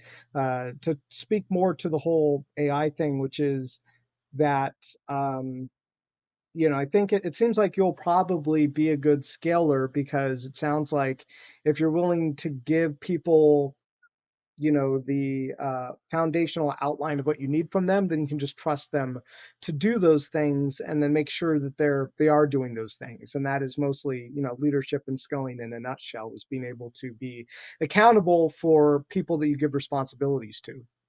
And that is basically, that's it. If it's scaling and they're providing value for your business, well, then you can continue working with them. And I think for the rest of everybody else, I think it's probably a lesson to be learned, because like I'm sitting here listening to these videos trying to figure out how I can take responsibility for things I might not be able to take responsibility for, which is actually why I built my business in the first place, was because I was like, well, if a lot of people are going to be out of job in the next 10 to 20 years, I need some way for them to create value. And I was like, well, I can create a technology that allows them to do that by playing video games. And it actually has shifted lately. We've actually evolved our product into something much bigger but more universal. It's still a little too early to talk about it, I think you're right that if you trust yourself and you're on mission, that helps guide you a lot of the times. I had a rough couple of last 2 months, 2 to 2.5 months actually been really hard. A lot of changes internally, and you're right that I think a great experience is great for your users. It builds trust, and then they can know what they can rely on from you. And then we had to go through a lot of changes internally very quickly, and there were some growing pains. We made some choices in the game that we made faster, that were not as well received by a lot of our players, and we lost a lot of them. But then in the end, it turned out that we actually lost a lot of our what I would consider toxic players, like the ones who come in who are like, oh yeah, you guys are doing great, except for you're not making me enough money, so work harder. Yeah. And like, just a lot of like backhanded people. And there were some people who'd come in who'd been part of our community for a very long time, but they were becoming more and more toxic, coming in and like saying worse and worse things about us. And I'm sure they thought they were justified in it, but after we gave the boot to some of them, just like, that's it. You got all the warnings you're going to get to stop being this way, to stop being toxic and trying to drag our community down. And since then, it's actually been much better in our chat. And so what happened during this kind of like this rough period of the market being down and affecting a lot of the our asset sales, as well as some changes we made that forced a lot of players to want to leave the game because they didn't like some of the choices. What that left us with was actually very strong core of players who actually liked the game, and it came out in the wash. It all kind of worked out. And I think that's probably one of the more difficult things for people to especially if you're ambitious like we are. I think probably one of the harder things that people deal with is this whole process um, of not having full certainty in the end. Like if you have a big dream and you are trying to like get certainty out of it, I think so it's really hard to do because We I think it was like the year I took Landmark. I'm like, all right, took Landmark.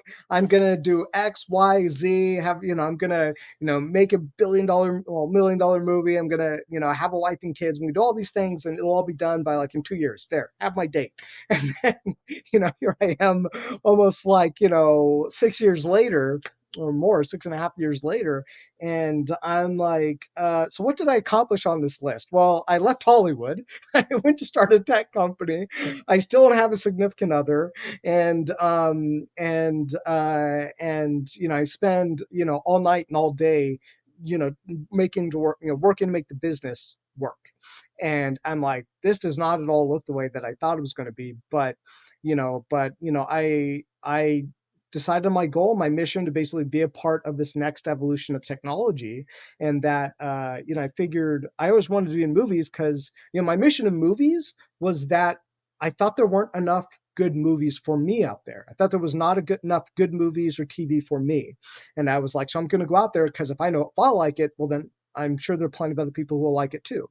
Because and Then we hit the golden age of TV, and I was like, I'm not needed anymore. Like, all this TV is great. These movies are great. I mean, even during the COVID pandemic, I was looking at all the movies that were coming out. A lot of really great movies came out during the pandemic. I was amazed. It was like every week a great movie was coming out, either on streaming, and I was just like, that mission of having to be there to make good movies so that there are more good movies. I'm like, it's not needed as much. It's like, it's like trying to be the best chef in like a Gordon Ramsay, restaurant. It's like they probably graduated from Hell's Kitchen And Yeah. you don't graduate from Hell's Kitchen unless you please Gordon Ramsay, which is not easy. So you're probably the best of the best, right? And so it's like, if it's not necessary, but I feel like, what I'm working in now is necessary. And hopefully when I get to the end of it, it's not the same thing again, where I'm like, oh, I'm not needed here anymore. But you never know. Wow. There is that level of uncertainty. So, I think, this is a message that I see in pretty much all, any kind of personal development and growth. In the end, you just have to be satisfied with the journey, because in the end, that's all you're going to actually get is the journey. The moment that you have is right now. Congratulations, you have life, you won. So And it's about everything that you've, like, made it through, and, like, that's why the other day when I was crying because I was so proud of myself, Like, that's we're people don't want the thing, like, people don't want the Oscar, they want the experience of who they've become that is the person that wins an Oscar, and the experience is through life that builds that part of you. And it's cool to hear you share this because you and I run parallel things here. You and I both were passionate about things fairly young at life, and some people really aren't clear on what they like. You loved movies and books and fantasy and like stories, and I loved dance. And you and I both worked in those fields and, did well. Like, we had careers in those fields. And yes, we enjoyed them, but you and I both have really landed in our purposes that those places built. Like, the fact that you loved reading, you loved, like, sci-fi, like, we needed you to have those things and experience it and have those loves so that you can bring an unseen world of this new web stuff and, like, the internet and how to make money, like, cuz again, that's why it's visionary. Like, you're the writer. Some people are, like, in the story, those are the people that they just, like, do life. Somebody else is directing their life. Somebody else wrote the book, and they're just now a character in it. But you're, like, writing it, and we needed you to see all that stuff and have all that so that you could be there. In dance, learned I literally was so blessed to work with USA, and I've had the best mentors. I've literally had, like, the best people mentoring me my entire life, and I was in leadership roles, and I've worked with tons of teams, which is why what's really thriving in my business is community. I know how to hold space for people. I know how to um, do a lot of group stuff, and that comes from dance, directing teams, choreographing for teams. I knew how to delegate, and I would let them be in their zone of genius, and I let go, and I will always come in with the truth of, oh, let's shift this, let's do that, and still, I was a cheerleader. I know how to celebrate people. Oh, that's doing great. You know what? That's not working, but it's all good. Let's so that people like to be in my space. They want to work for me. I have people right now that are even trading, like interning with me because they believe so much in my work. They're like, "I believe in so much that you're doing, Lizzy. Like, I just wanna help you." And then them being around me, their life gets better because I can't help but mentor 24/7. And they know I care so much about them. But that comes from my dance background. So you and I have mirrored in those ways. And that's just a part of our journeys. And yeah, we both didn't really see it going that way, but I think we kind of did in certain ways because I definitely knew I wanted to be that person. I wanted to be a role model. I've always wanted that. And I'm still fulfilling on that. So that's like a thread that's always been there, which is why I put myself in the positions that I did. I wanted to show people what's possible. And so, yeah, I have no doubts about you. Dad doesn't, mom, like, all of us, like, know that your success is inevitable. And I think a huge part of the game of, like, next level leadership, entrepreneurship, and genuinely bringing new things into the world is there's a space of realizing you don't have full control. Like, I can't go pink elephant and it's there. Like, exactly how you said, I'm going to be married in 2 years and have this and da da da da, and then there it is. No, it humbles your ass to realize, yeah, I'm not actually God itself, and or like the wizard that can do that. But you throw out there what you want, and you do it. Like, there was this saying that somebody said the other day, where it's like, you run towards the bus like it's the last bus of the night, and you don't go, "Oh, well, it's the last bus of the night, I'm probably gonna miss it, so I'll just grab an Uber." It's like, "No, I'm gonna get that bus." And you run as fast as you can to the bus, like, fully committed, and if the bus happens to leave, you just knew that you ran your ass off, and it just feels different. Like, you didn't give up, like, you still held the vision, whether that bus leaves or you made it. And when you make it, you're like, "I made it." But even the certain mindset that's like, "Oh, well, I ran as hard as I could and I still didn't get it. Well, it's probably not meant to be. I guess I'll get that Uber now." But and then maybe that Uber is your future wife or something. I don't know, but, like, you're willing to be open to the unknown, and you're willing to be held and almost be in the excitement of the unknown, because anxiety and excitement, like, happen the same way in your body, but it's the story that you attach to the sensation, the somatic, that creates the reality of stress or creates the reality of possibility. And yeah, that's just, anyways, I just want to acknowledge our parallels and just speak to that a little bit more, because I think it's powerful and it could help people just have awareness to step outside to choose which reality they want to choose, because you genuinely get to choose. And it's easier said than done because it's waking up out of those things. But as long as you keep stepping and you keep working on yourself, you will figure it out. You will get it. You just stay in the game. Stay in the game, hold the faith. Be willing to be in uncertainty, be willing to be in the unknown. And as every time you're keep holding it, it will reveal, and you keep waking up every day, you're like, I'm okay, I'm okay. Well, then, yeah, keep leaning on that. You like start to increase your faith, because look at it, life's got your back. Like, you're okay, you're still here. And I see it, like I said, I'll be a repeat here. Keep increasing your faith. It's crazy. Like, magic starts happening. I've been having clients doing crazy wins right now because of their increase in faith. And then it starts like snowballing. It's the compound effect.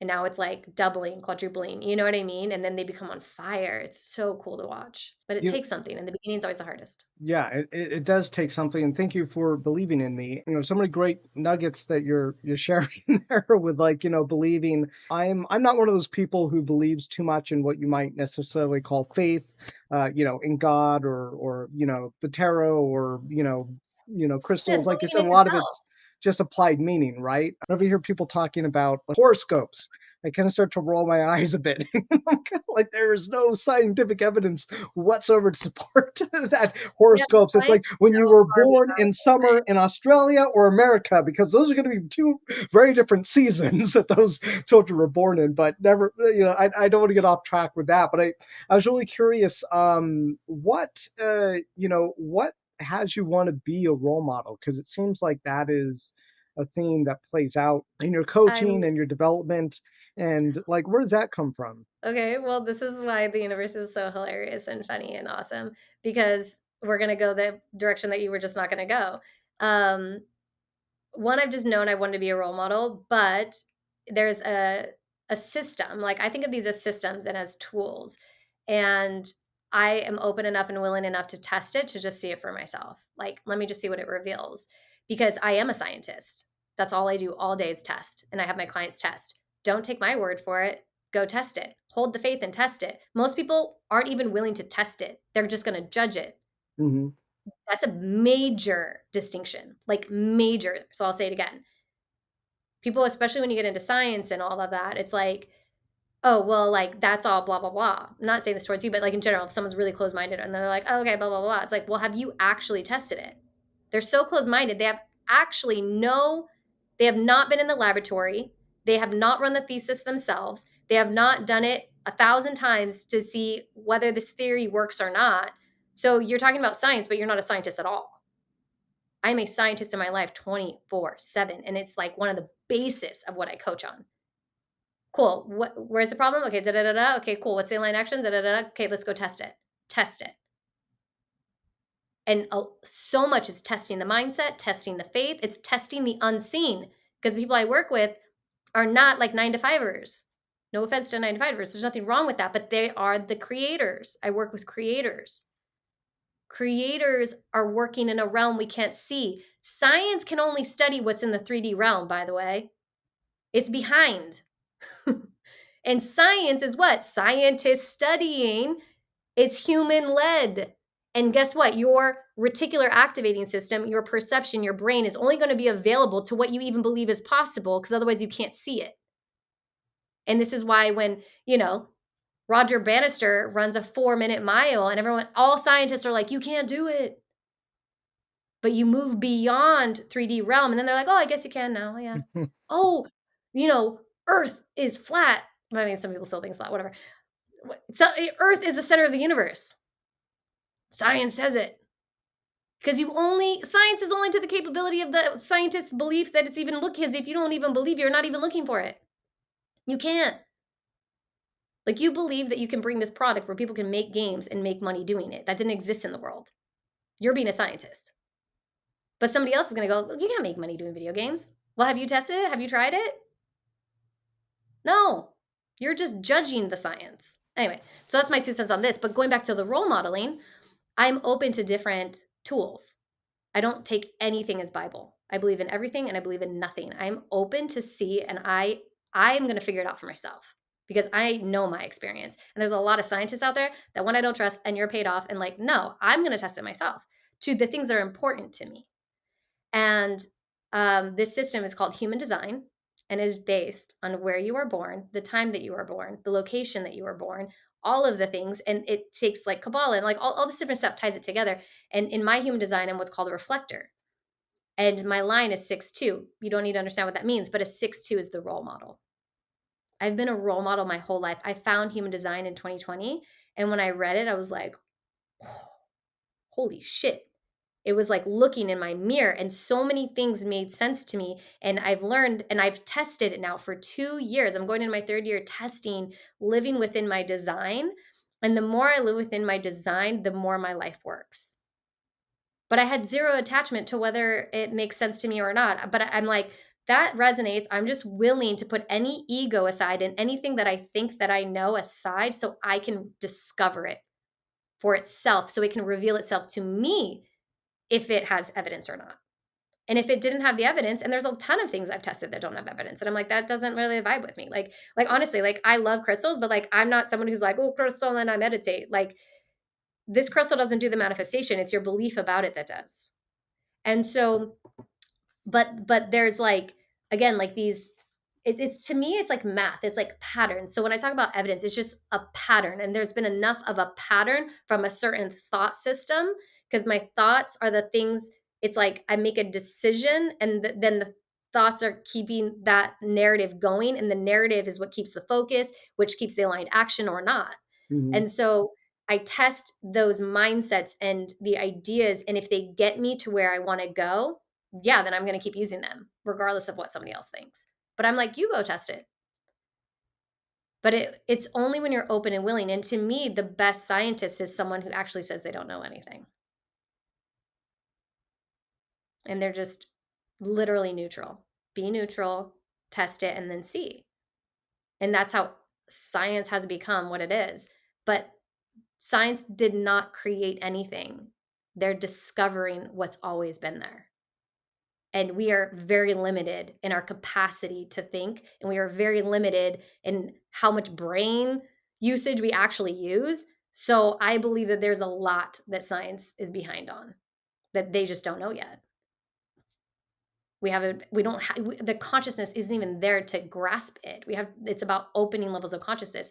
Today at 10 a.m. I did a hypnosis for me because I'm getting a hypnotherapy certification, and she took me super deep into hypnosis and for my sleep, and the stuff that we uncovered and the things that I gained today have put me on a different quantum field. I'm on a different timeline from 9 a.m. today to now it's 5 p.m. But it's because I'm open and I'm willing, and like, and I'm vulnerable in that space. And that is, to me, you can call it woo woo and all the things, but it's like, cool, well, just watch me. I'm just going to role model it. And that's why when people look at my life and they're like, how are you always working? Or how have you built your clients? Or how do you have such a great marriage? Or, like, how do you travel all the time? Well, I'll tell you,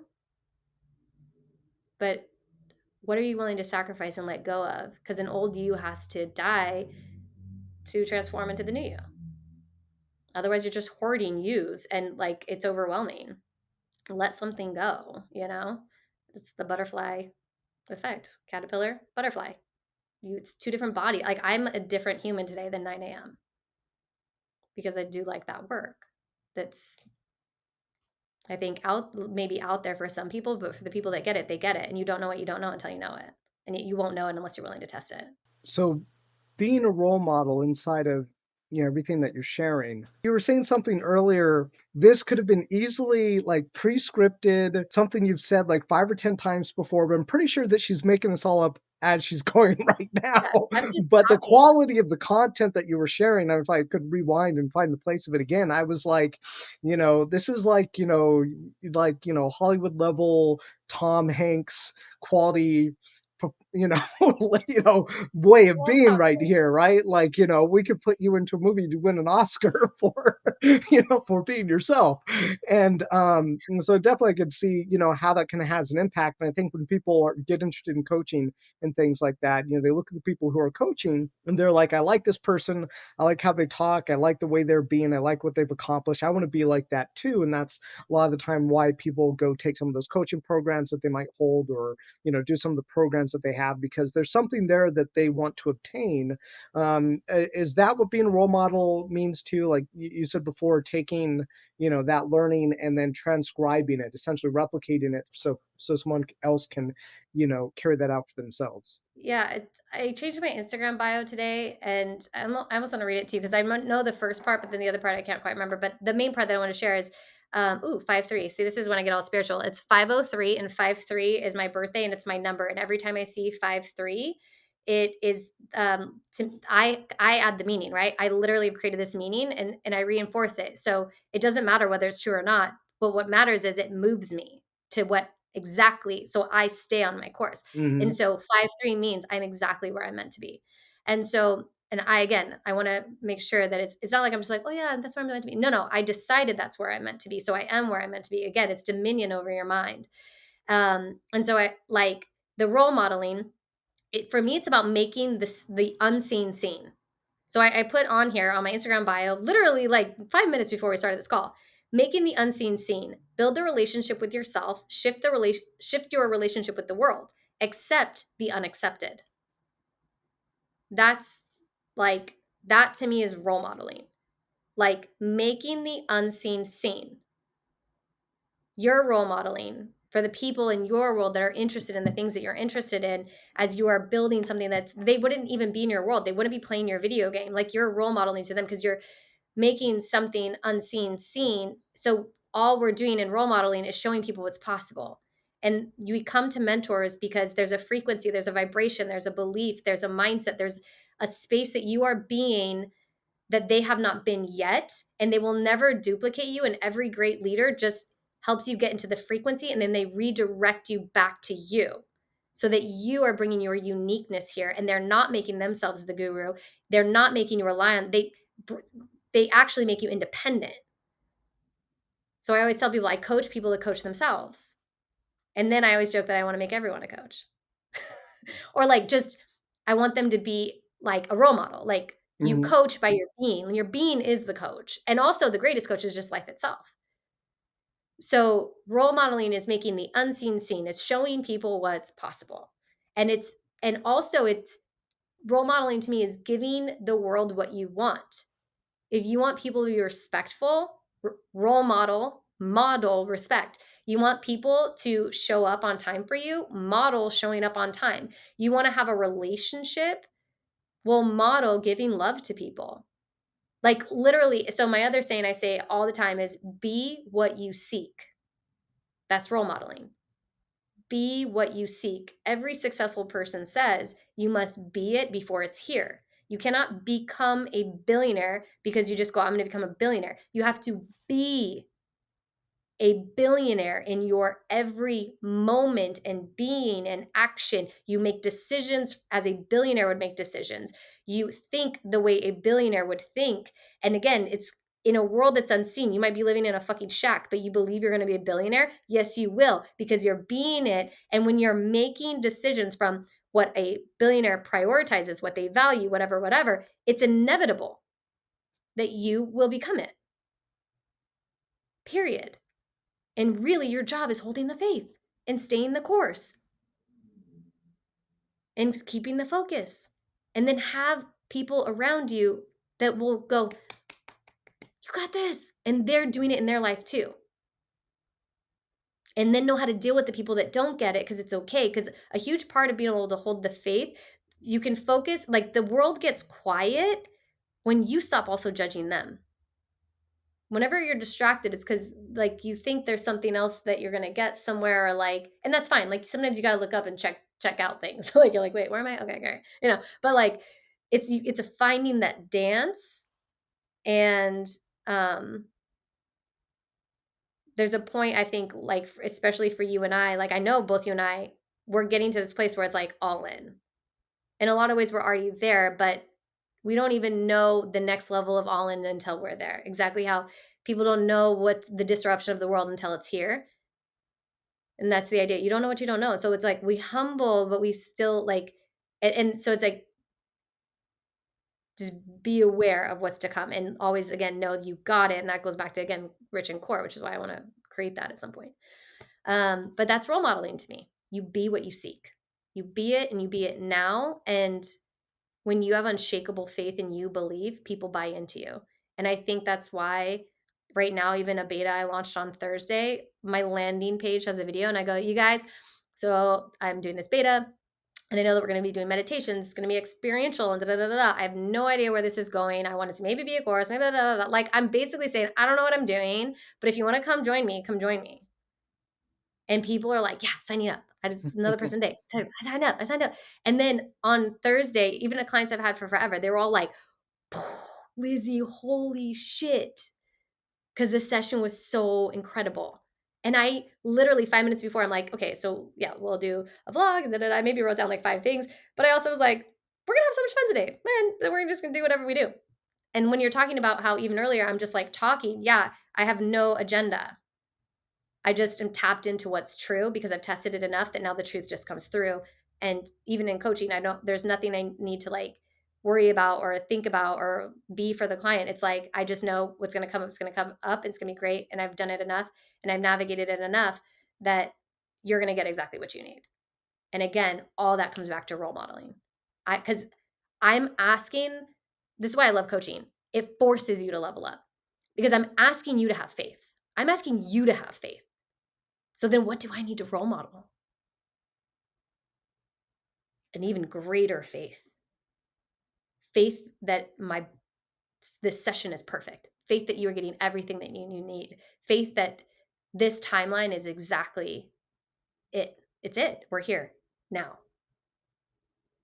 And wow, it's a game changer. I think that's the trickiest part for people to get to that game-changing moment where, growth and the next step, the next day with even further growth comes from this moment of like, co-creation with the world, whether it's with people or with, what you're doing. You really have to, create it every day and co-create it with the world, because sometimes the world gives you onions and you got to make apples, or I don't think I use that allegory the way it is, but apples make apple pie, but or give oranges make apple, I don't know, but there's this thing that I think where people, most people don't realize that, like you were saying, that being if you want to be like a billionaire tech entrepreneur like myself, like you have to be that every day. It's like, am I looking at Facebook today for like 30 minutes? Is that something that a billionaire tech tech billionaire does? Or what is a tech billionaire even being like? What are they doing in order to get there? And the way I have it defined is that you're providing immense amount of value to a very large amount of people, and so I think this is where people, tend to get stopped up, is that, Yeah. they get the idea and then they try to go out and they, do it in the world alone, which is why I think it's great that your particular coaching business is based out of community, because, community is super important. If you don't have people who are around you who are building the same thing, it can be pretty hard. Actually, most of my business I've been building in out of my bedroom during COVID. And the only reason is even possible was because I have all these podcasts I listen to. Just every day there are all these podcasts. There's more than I can even have hours in the day to listen to, but people who are talking about current technology is being developed and people have been building companies. And I just go listen to the podcasts that seem like they're the most relevant to me. But like that's my community group because I just stepping out the door, I don't know anybody who's built, a multi-million dollar tech company. I mean, I guess I kind of do ish in my own industry inside of the gaming industry. I'm getting to know more and more of them and getting to know some of them better. And I'm starting to do some of these podcasts, and that helps as well in getting to know them better. But otherwise, it was all the podcasts, listening to other people's podcasts, listening to the way that they were and trying to look at the patterns of what made them successful and replicate those. Because I step out the door, that's not my world. I don't. And so I'm not going to lunch every day with another, tech startup creator or successful business creators. So that was one of my biggest challenges, and still is kind of sometimes today, especially because I always wanted our company to be like a local company, like we'd go to work every day, right? But we're Mhm. still almost completely remote, and now some of our most productive members are in Brazil. So does it make sense to have an office right now? It's cheaper in Brazil. They speak a totally different language, and our product owner speaks English, and he went to Rice University in Texas. He's the one we talked to, but I think this is the part that really, trips up the most people. It's probably number one, understanding that, to reach a certain goal or, to live a certain life, you really do have to start to be that and be a role model for it for yourself. It's really not, enough to just be a role model because, for the sake of being a role model to get something out of it, because it ends up in the end being fake. You go out into the world and it's like the emperor has no clothes. And I know this is something Tony Robbins talks a lot about. He's like, I know this stuff works because I tried it. I tried all this. It worked. I can tell you it was good for me. And there may be circumstances where, but you should, give this a shot. If this doesn't work, well, then maybe try this, but being that role model, and everyone does have a different role that they're trying to play, but I think it's probably a great thing for people to try is, just being a role model in their own life and remembering, every day, like who it is that they're, who they're being, and then that's going to end up reflecting in their life who they are. Yeah, totally. And I get that. And the thing is like it's a like again, it goes back to it's a journey. And so I want to say for anybody that is struggling right there or they're getting stuck right there, like that it's okay. Like stuck's an illusion. And again, is it a setback or is it a setup? What if you're being set up for something? And like the thing that I think has made my journey really great is like being really compassionate with myself. Like not judging myself or thinking I need to be somewhere. And trust me, I've judged myself, but I know how to get out of judgment. It's like I used to do forgiveness practices before I go to bed. I just be like, I forgive myself for this. I forgive myself for that. I forgive myself for this. I forgive myself for that. And then I actually started doing Ho'oponopono, which is Hawaiian prayer forgiveness. And you go through the phase of like, I'm sorry, please forgive me, thank you, and I love you. And it's like, I'm sorry that I told myself that I would get up and go to the gym today and eat a healthy meal. And like I'm sorry that I just am not there yet, and I didn't have that discipline today. And like please forgive me that it's like, yeah, I have these great intentions and I literally am just not there. But thank you, because even seeing that I'm not there, but I still like have the desire, it's like, at least I have that. So like, thank you for that. And like, thank you that I can see that I stayed up too late and that's what took it out, though that didn't get me to the gym. Like, thank you for the contrast. Like, I'm so grateful for that. And like, even I love you to yourself. Like, I love you for my, I love you is always like, I like love you so much for not, like, I'll never give up. Like, I love you for not giving up. Like, I love you that you still are in the game. Like, I love that you're still going for it. Like, I love you that you're willing to humble yourself and go, okay, why didn't I go to the gym? Well, yeah, I stayed up on Instagram for 5 hours scrolling around or whatever the thing is. And it's like, I'm sorry that like I wasn't even awake to that. I wasn't even aware, because you have to be aware first. You have to have awareness. And and then it's like it's being an engineer. You talk about Edison, which I know Edison actually had like assistants and stuff that really helped him a lot. But the idea of like doing something 9,999 times or whatever until you finally get it, it's like most people usually aren't going to have that discipline to do that. But it's because it's not about like it's about just like do it and then look at it. It's like, oh, what didn't work? and then you refine and you keep going and then you try again and you keep experimenting, the scientist. And so that's all forgiveness practice is. It's becoming neutral. The judge is not neutral. It's like, well, you should have gotten up. Like, you're a piece of shit. Like, you can't do your fucking life together. You don't even deserve to be here. And da da da da da. And blah, blah, blah. And it gets hard. People are harsh to themselves. That would be a scientist being like, "You stupid rat, like, you can't figure out where the cheese is," and then now they're caught up in the judging the rat, but then now it's like, "Wait, what was the purpose of the experiment? Like, what we're missing the goal here, we're not, like, moving the needle in the laboratory." But forgiveness practice brings you back to a neutral state, and you get to remind yourself you're human. And then another practice I like, which is from the University of Santa Monica, is, you go through a process of, I forgive myself for judging myself for thinking it should be any different. And the truth is, yeah, I'm a co-creator, but, like, I don't know how it ends. Does anyone know how it's gonna end? Can you prove it without a shadow of a doubt? And again, it's a humbling factor. Like, I forgive myself for judging the situation for X, Y, and Z, and the truth is X, Y, and Z. I forgive myself for judging my mom for, not getting her life together and messing up my life, but the truth is she really has no control over me, and it's, like, how I chose to view it. And then we get to choose again. And so it's like, yeah, we get tripped up there only because we're judging it and we're not accepting and loving on ourselves for where we are, because at least you're trying. And, like, that's when you want to come in and almost be that mom or that cheerleader. And it's like, no, you're doing a good job. Like, you got it. I have clients that are not hitting their habits. They're missing. They're like, I missed all my habits this week. I'm like, so did I. But the difference is I, like, knew why. It's because I figured out there's things I didn't know that I needed to know in my business, and now that shoots up on the priority list. And yeah, maybe I didn't read my 20 minutes, but that's okay. I read books all the time. Like, I love that and that's important, but I'm not now going to negate that. Like, you need to be able to pivot and adjust to, yeah, sometimes there's going to be different priorities that come in, but I'm not judging that. And now I'm free, and then I'm fully focused here, where somebody else is like, oh, I can't get it together, and they're pulling out their hair, and then they're literally not moving at all. They're just stuck in judgment.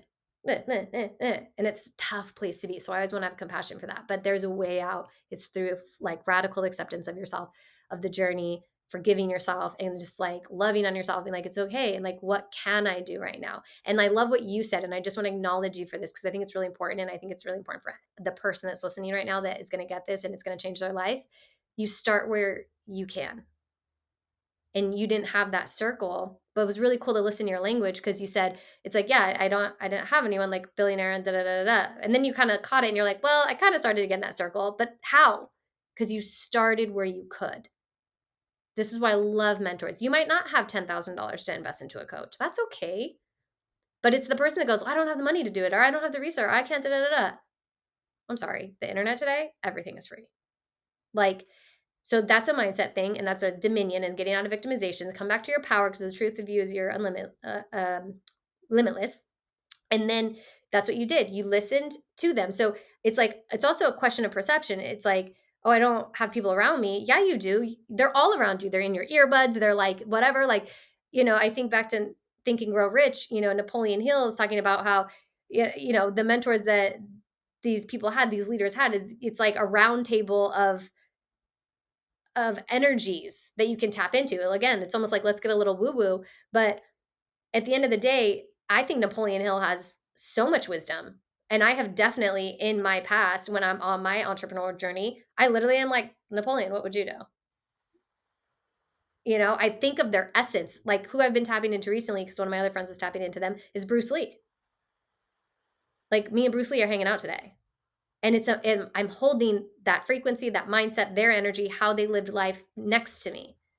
This world is only so real. Like, I'm talking to you, but it's like you're not here. But, like, again, like someone in the 1300s would think this is magic. We could have logical standing around it. Maybe somebody thinks what I'm talking about is magical. Like, I'm hanging out with Warren Buffett and Napoleon Hill and, like, Albert Einstein, the greatest leaders of the world. And I have a round table of the greatest thought leaders, and we hang out every day at lunch. And I tap into them. And then I start thinking, it's like people use Jesus as a role model. What would Jesus do? Well, in this instance, what would Jeff Bezos do? What would Elon Musk do? What would Napoleon Hill do? Like, what would Jesus, like literally Jesus do? Like, what would whatever do? And all that does, what I love about the unconscious mind, you ask the question and it has to answer. And now you start to think from a different place. So I acknowledge you for starting where you were at, because you did, because you start where you can, and it's okay. And what's so cool, the people that have the least, that literally maybe live in some country where they do not have the privilege that we have in the United States, and you're gonna make it, and your story is gonna be so freaking epic. People are probably gonna make a movie about you, and guess what? You're gonna win the Oscar because people love a crazier journey for whatever reason. So don't judge it. You're just building a more epic hoorah. Like my story, if it was a film, might be really boring to somebody. But somebody else who has all these twists and turns and breakdowns and blah, blah, blah, blah. You're like, oh, what's going to happen next? But then once they get it, you've been on the journey with them. You've seen the struggle. You've seen the pain. When you win, you're like, ah. And prime example today, Trisha, who's one of my clients, but also my roommate, because we rent our third room to somebody. She comes home and I could feel her. Her door was open and she kind of opened it. And I'm walking out after my hypnosis.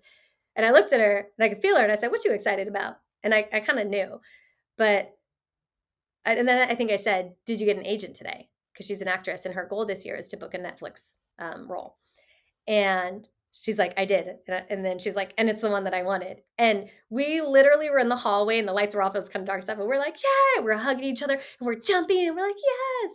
Because Yeah, she I've seen has you been, celebrate. I can imagine. yeah, she's been on this journey, and it's been like a crazy journey for her. And she decided this year, she's been in my mastermind for 2 years. She decided this year to go all in. She burnt the bridges. She left her job, like literally, like no income coming in. She's like going all in. 20 days into the year, like literally, she just was jobless. She goes 20 days in, already got one of the biggest goals. It was her quarter one goal. And that's getting a commercial agent. And like, I cannot even list all of the things. Like, it's insane. But it's because she has been doing her mindset work and her faith and everything, and she's looking for evidence for the faith to keep reinforcing it. Because why not? Like, why not? Why not just try it on and buy into the idea? Why be so resistant to it? You're resisting your blessings. You're blocking your blessings because you think you know better. Like, open up and go, I don't know, but let me see.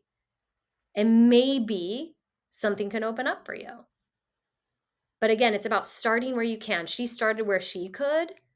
And she comes from a place where no one was on this same page as her, from a little town called Vacaville, like in NorCal.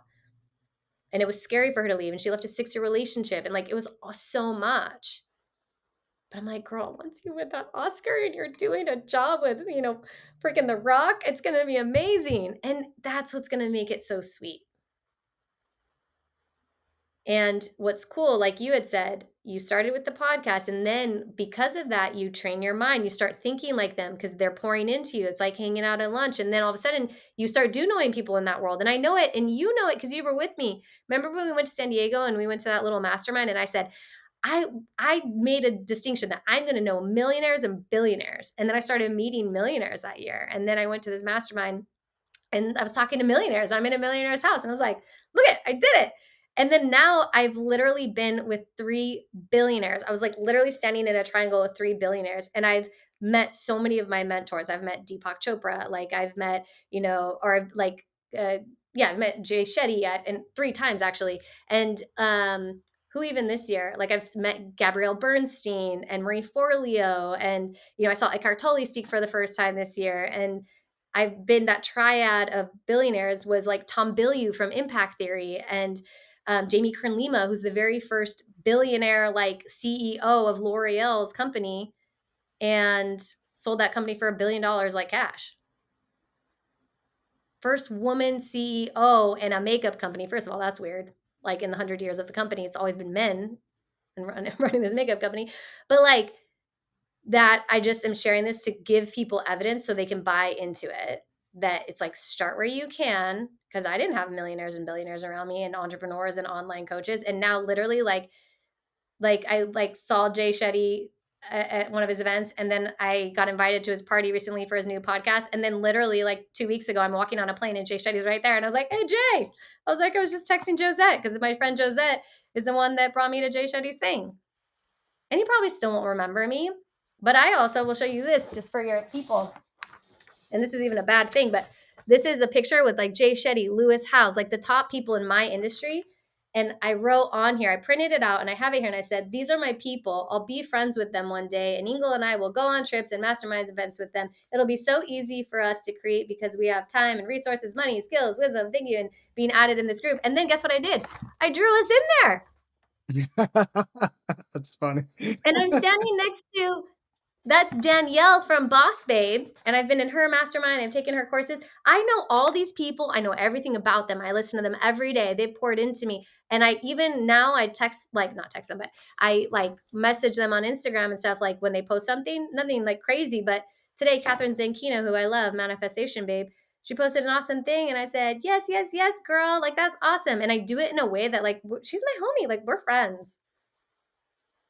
And that's how I've gotten so much of it. It's like I'm being it. I'm role modeling it. It's already done. I'm claiming it. That's what it is. And yes, doubts will come in, but then the doubt is like, well, and I'm like, no, no, no. And I forgive myself for having that. That's okay. It's part of the journey. Da, da, da.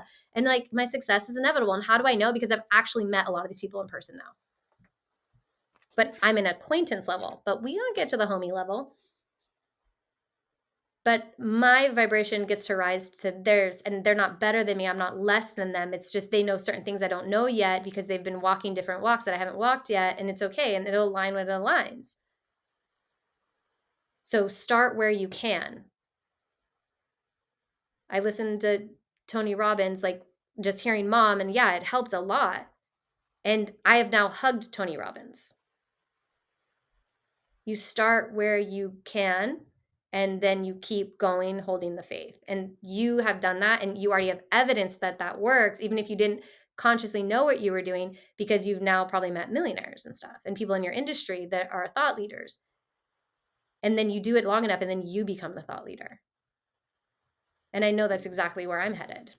Minor note, I didn't know that you were taller than Ingle. It looks like in that picture that you drew, you were at least an inch or two taller than he was. Yeah, yeah, that's funny. It was cute. Yeah, I mean, there's so much good stuff there, and I think, for someone who, who is like, yeah, where do I start? You have to. Would you say you have to start? Start where you Start where start. you can. You start where you Just can. start where you can, which means if you're starting where you can, it's going, where can I start? Like, look for a possibility. So maybe you're religious. In the Bible, it's like the faith of a mustard seed could move mountains. Like, picture there's another little, well, I won't get into it, but it's a story about a light, and the light's like wants to be all bright. It's like, God, like, I want to be the biggest, brightest light. And God's like, call in the darkness. So it's like calling out the darkness, and it comes in. And then the light's like, why have you forsaken me? It's like gotten lost in the journey. It's like, what? You're supposed to help me become the biggest light. This is when you're like in the breakdown of your journey. And Mhm. then God was like, well, you said you want to be the biggest light. Like, now call on the light. So then it's like calling on the light, and it's like, da da da da da. And it becomes this big, bright, shiny light. But the thing that it didn't know is that in order to know great light, it must know great darkness. And so, but that little light just started where it could. So when I think of start where you can, you have to look for the light, because people have crazy lives and traumas and past, and it's tough. It can be so hard because when you can't see, you can't see it, and it's painful, but like you just have to borrow our faith and like find the like one little light. And there's a lot of darkness, but like you got to keep finding the light, and then you'll go off the light, and then you're like, no, come back to the light. And then it gets painful, and you didn't even know that you weren't looking at the light, and you're like, okay, light. And you, like, and because it's awareness, you have to start at awareness, and then you're going to move through forgiveness and acceptance. Like I like now know that journey because I coach people through it all the time. And by the way, again, I've coached hundreds of people. It's the same process over and over again. So I just, again, try to convince me of anything different. This is just the way. And it sounds maybe repetitive or something that you've heard before, but it's because it's just what can you accept it? And in the acceptance of it, then you become ready. It's like I'm willing to take on the journey. It's like putting on the backpack. It's like, all right, put me in, coach. I'm willing to go on the mission. I'm willing to take the quest. I'm willing to be the Jedi. Because there's a point where Yoda's going to be like, all right, but you got to be ready and willing and open, and then step into the role. And then it's like focus on the light. And like if you picture a light like a tunnel and you keep walking, eventually the tunnel, you're going to get out, and then it opens up. Mhm. So you gotta keep going and just start where you can. Find your mustard seed, find your tiniest little light, and it's enough. It's enough. And you will get there. Just don't give up. keep going and listen to people like me that are gonna be like, "No, keep going." It's gotta be around it. I mean, you don't have to. You can do it on your own, but it's easier, and I think it goes faster, it just does because you figure things out from the people who've already done it. I mean, it's just simple. It's difficult, but it's very simple. think it's, I mean, as your roommate Trisha has shown, that it's only as difficult as you make it sometimes, right? Like, if you stop resisting, all of the gifts that are available to you in the world, things can change. I mean, I recently left my apartment and I'm staying with, some family right now. And, it's kind of giving me the freedom to kind of just completely focus on the business, not have to worry, about bills, and then reallocate money where it needs to go into the business, and, continue making it work. And so it's meant kind of like a decreased, you could say, I would say it's maybe a decrease in my quality of life. Sometimes I see it that way. There are other advantages too, like, being able to be around family. um, but I was just sitting here and I was trying to think of all the possibilities and things that I can stop resisting, so that I can start to create some of these things. And it wasn't until like a month after I'd moved out of my apartment that I was like, you know what? Like, I can connect with more people in the industry. I'm already connected to them. And once I started to get past my stories about it, like, I've been too confrontational with some of them, or I've just avoided them, not talking to them. Like, my business partner used to be working full time in the business. He's now not working full time. He's still a business partner, but he's had to go do other work. So that meant that I've had to do all of his work. So I've had to double up on my work. And I was like, well, he was talking with all these other people in the industry. Well, like, I should do that too. I should take on the contacts that he was interacting with. And but it took me like a month to like kind of see that, after I dealt with all the fires, and readjusting the expenses in the business, and trying to deal with all the things that were immediately available, all the fires that I had to put out. Then I had to look at what I could do, but I had to like open that up, right? I had to kind of stop like doing this whole thing where all he could see was the fires. And as I started to put them out, I'm just like, wait a minute, like, why aren't I need to do, I want these results, and then this is available to me right over here. So why am I not doing this? I'm like, well, I got all kinds of stories, but what if I just said shut up to all the stories and just start talking to Yeah, people, And so and that started leading into me, starting up the podcast again. I did my first episode almost like a month and a half ago, and then I just started, now actually I have, I've already re-recorded a second guest. I'm not sure we'll be able to do it because I'm not sure the audio on his side finished. But so you might be guest number two instead of three. We'll see where you end up. all it's meant to be. Yeah, but then we're going to be interviewing a Farming Tells, which is an NFT gaming creator, next week, and then my filmmaking friend James, who has directed a bunch of movies I used to work on. He's hired me a lot of times to work with him as assistant editor and editor. He's a really cool guy. So now I've got like three of them lined up. One of them's actually in my industry, and so these are just things that are available to me. You might call them blessings. I don't use that word because I'm not really religious, but let's just call them, Well, in it's a just language, it's your blessings adventure. that are there, or gifts, and that I was just resisting. And once I started to open myself up, they were right there. I feel like it seems like people a lot of the time, they just do resist these blessings. My story about it is that it's cheaper energy wise to continue on that way, in order to so what I'm saying is, like, it takes energy, it takes time and focus and energy, it takes a possibility of failure in order to try to go for something that you haven't gone for before, or you don't usually go for, to play full out. I'm sure Trisha had to do something that was outside of her normal way of operating, and that usually just means that it takes more energy, it takes doing things the way you haven't done before. And you were talking about hypnosis earlier, and I guess I think they're called guidances, which I think is basically almost like the same thing, right? Like, the hypnosis is guidance, almost the same thing. Well, And hypnosis is getting into deeper waves of there's like a lot of different brain waves, and so it drops you into like a deeper state of consciousness where it lets down really like the judgmental factor of yourself so that you can, and it like the thing that creates the story. Like you move Mhm. beyond that, you go deeper so that things will come up or memories that you didn't even realize. And so it's a way of like it lets resistance down because you're past it already because you're so relaxed. Yeah, I think I remember something like that where, like, there were obstacles. It's the critical factor. Like you move beyond the critical factor in your mind. Right, right, in the guidance that they bring that up, and that's there acknowledging it and then letting it go, and then going towards wherever the focus was, and I think that was actually really valuable. I was kinda surprised. I went in very skeptical. I'm like, "Oh, I don't think I need to do one of these guidance things," when it's done professionally, for me by, Christine, I forget her name, we met her through Life on Fire. She was my, book coach for a while.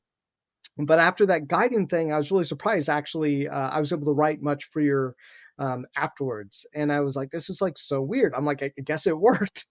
I know I'm not into the woo-woo stuff, but I'll accept the results. Now I'm like writing much freer and much easier, and I think there was some kind of process there of yeah, letting go of the challenges, the obstacles, the things I think that are stopping me, and then letting that go, and then just focusing on the goal because it's almost like a very simple impetus. It seems to me it's just like you're just like, okay, just like you're just like taking whoever who is already sitting here, moving them aside, and be like, I just need you to sit over here for a moment, or two, and let me in the driver's seat, and we're just going to go. And for someone who has this into a habit, maybe you don't have to move yourself aside. Maybe you just have to sit up You always straighter and be do. more focused. You always do at every level. Like I had a mentor that would say, another level, another devil. At every next level, there's an edge, and at every edge, it's a stretch. It's like a muscle, and you learn to not break your muscle by overstretching it, but you're not going to gain expansion and flexibility until you get to the edge and you're Hmm. willing to hold it, and you learn to manage at each new stage. But the thing is like what I question in my experience, my biased opinion through just my experience, and again, it's like test it for yourself and think back over your life. To me, it takes a lot more energy not to do something. Like the guilt and the shame and the beating yourself up and the not doing and the procrastination and the pain of the procrastination and avoiding the conversation, and not handling the thing, or like judging somebody, like, and that is like that's hell on earth to me. That takes way more energy than doing the damn thing. It's easier to act. It's the projection of the fear into the unknown that stops people. But that's why, what do you do when you're jumping out of a plane? You don't know if you're going to die. You leap on faith and you hope that the chute is going to open. And at least you probably did enough research to know that skydiving's okay and da da da da. And like, and that's why you don't just run off a cliff with a friend, because that's not doing research. Like you want to be both. You want to be in the world and in the unseen world. It's not woo woo. It's just the unseen world. It's the world of potentiality, and the only people that bring it forth are the ones who can tap into it, and then they bring it forth because they took the leap. They jumped out of the plane. Hmm. But jumping out of the plane is easier. And then you become alive and you're on the other side of manifestation because now you know because you took the leap. But the person that's scared in the plane, that is a lot more energy. That's a freaking energy leak. And that to me is way harder than jumping out of the plane.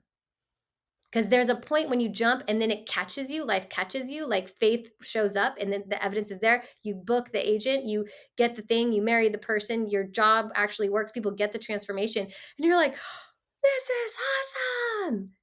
And now you're energized and you're alive and you're doing nothing. You just get to be until the next thing will be like, what's next? And then guess what? A new little devil. But I don't believe it's a devil. I believe that it's like how you said, I don't even believe it's about putting someone aside. It's about taking the you and looking at you, and it's like giving them compassion. I hear you. I understand you. I get where you're coming from, and that makes sense. And take my hand. And I'm so sorry that I have judged you because you've only tried to keep me safe. And now you become a teammate with yourself. And when you leap and you hold their hand, this part of you now integrates into you and you're not separate from it. Like you judging it separate, it comes into you because it jumped, you took its hand and you loved on it and you jumped with it. And now it's like, I believe too. And you're your own leader. And that's what I do. I build your relationship with yourself, right? That's like the basis of my work. And so, and all of the work, honestly, that leads to the truth, it's all doing the same thing. We just kind of do it in different facets. But these are universal principles and truth. So that to me saves energy. And then the game gets easier Like it's challenging, but it's how you're being with it is easier. Not doing it is tough to be with not doing it. And that's why the world is depressed and people commit suicide. They can't be with it anymore. So they create more separation. They need to take themselves out of the game. But I believe even when they do that, they fall back into the palm of life, love, God, source, energy, essence, or nothingness's hand. And it's fine. I don't worry about people. I choose to believe that it's always for the greater good. So that's my take on that. A little bit different perception, but my experience has been more draining when I'm not acting and I'm procrastinating, and it's more enlivening when I take the leap and just in faith and scared and courageously and boldly being like, shit, blah, then, whoa, we're soaring. And sometimes you fall and you're like, okay, well, let's learn from that. But you still are like proud of yourself. And that's why, again, I was crying yesterday. I'm like so proud of myself because I've kept jumping. And then it's like, it doesn't even matter. Because, like, even if I died tomorrow, well, I lived a freaking great life. At least I went for it. At least I did it. And I know I made an impact. Like, literally, no regrets. Like, yeah, sure, there's things I wish I would have maybe known back then, but I don't. And that's fine. And you just accept it and you move on. And you love on yourself. And even in my hypnosis today, there's innocent misunderstandings that I bought into as a little girl. But I like now, like, and I kind of already had gratitude for it because I've done other work around it. But I have way more even faith and trust and belief in myself just from the process of today's hypnosis because it gave me like more light that I could see from that innocent mind. Like I could only make sense of it the way that I made sense of it. But now as a higher self and going back and looking and knowing what I know now, it's like understanding your hero's journey. And so the fact that you are at home and this and you've had your challenges in your business, like what an epic story you have, Bobby. And like, oh my gosh, it's going to be so amazing when you keep hitting that next level and the next level and the next level. Like, it's so cool. And there's somebody already in your circle that's admiring you and inspired by you. And there's going to be someone someday that, like probably past you even being in this life that knows your name. Or even if they don't, there's something that you created that impacted them through a domino effect. And they're grateful and they don't even know why. And like that's all the stuff that really matters. And that's why it's very important that we leap for our purposes and passions. Yeah, that speaks to me the impact on others because I saw it a couple of times when I was in Landmark. There's a lot of community events, and there are a couple of times I had conversations with people where I just felt very strongly about what they were sharing, and that I could help them turn it around. And kind of like your experience with your coaching a business, suddenly their the life is different, and there's like the girl who thought she might separate from her significant other. She tried to have like the talk with him. It didn't go the way that she was hoping. And then I talked to her, and then suddenly like the lights go on. She's like, wait a minute. And then the next time they show up, they're like holding hands and he's taking the programs and and she's just looking just like and Yeah. and kind of seeing that impact. And now I know that they're married and things, and so really powerful. And having that kind of impact on people, I think is something that we don't talk about as much in our society as we should. And I think those are like the moments we should really hang on to and continue to grow, is these moments where we're having a positive impact on one another's life. And I think when you have a tight knit group of family, it's kind of there. It's kind of like you're supporting each other and helping each other as life goes on. Definitely you've turned my life around when I took Landmark. And I feel like, when, we're just casually operating in life, that this is really what we should all be working for, because collectively, the more we make the world a better place, and obviously inside the conversation we're talking about all together, the stronger we are, the more we feel like we're in alignment with what we're working on. Other people can see it, and then we can pass it on, and then, empower other people. I think that's what, life is all about. And sometimes seems like the message gets lost in this day of, these days of COVID and a lot of self-isolation. And I heard this other video today where some guy had this thesis that, like, Gen Z is basically, the isolationist generation, like they don't want anything to do with you. They'd rather just be alone. I'm like, I don't know if that's true, but it, under a certain perspective, it definitely fits a certain narrative. And and to think, that's definitely not the way that we want people to go. I think we want, to continue to create an empowering environment for people, for togetherness and growth. And so I think, it's why the work that you're doing is really important, because there's not many people who do it, as like a day-to-day practice the way that you do it. Yeah. Yeah, thank you. And yeah, I mean, I don't know. I wouldn't agree with that statement either, or it doesn't resonate with me. But to me, it's always just about questioning everything. It's like, I love isolation. I love being alone. It's how you look at it, how you are relating to it. And isolation can be the most horrible thing ever, because one of the worst things that you can do for a human is to put them in solitary confinement. And there's been way too many studies showing it, and it does a lot of damage for the person that does not know how to be with themselves.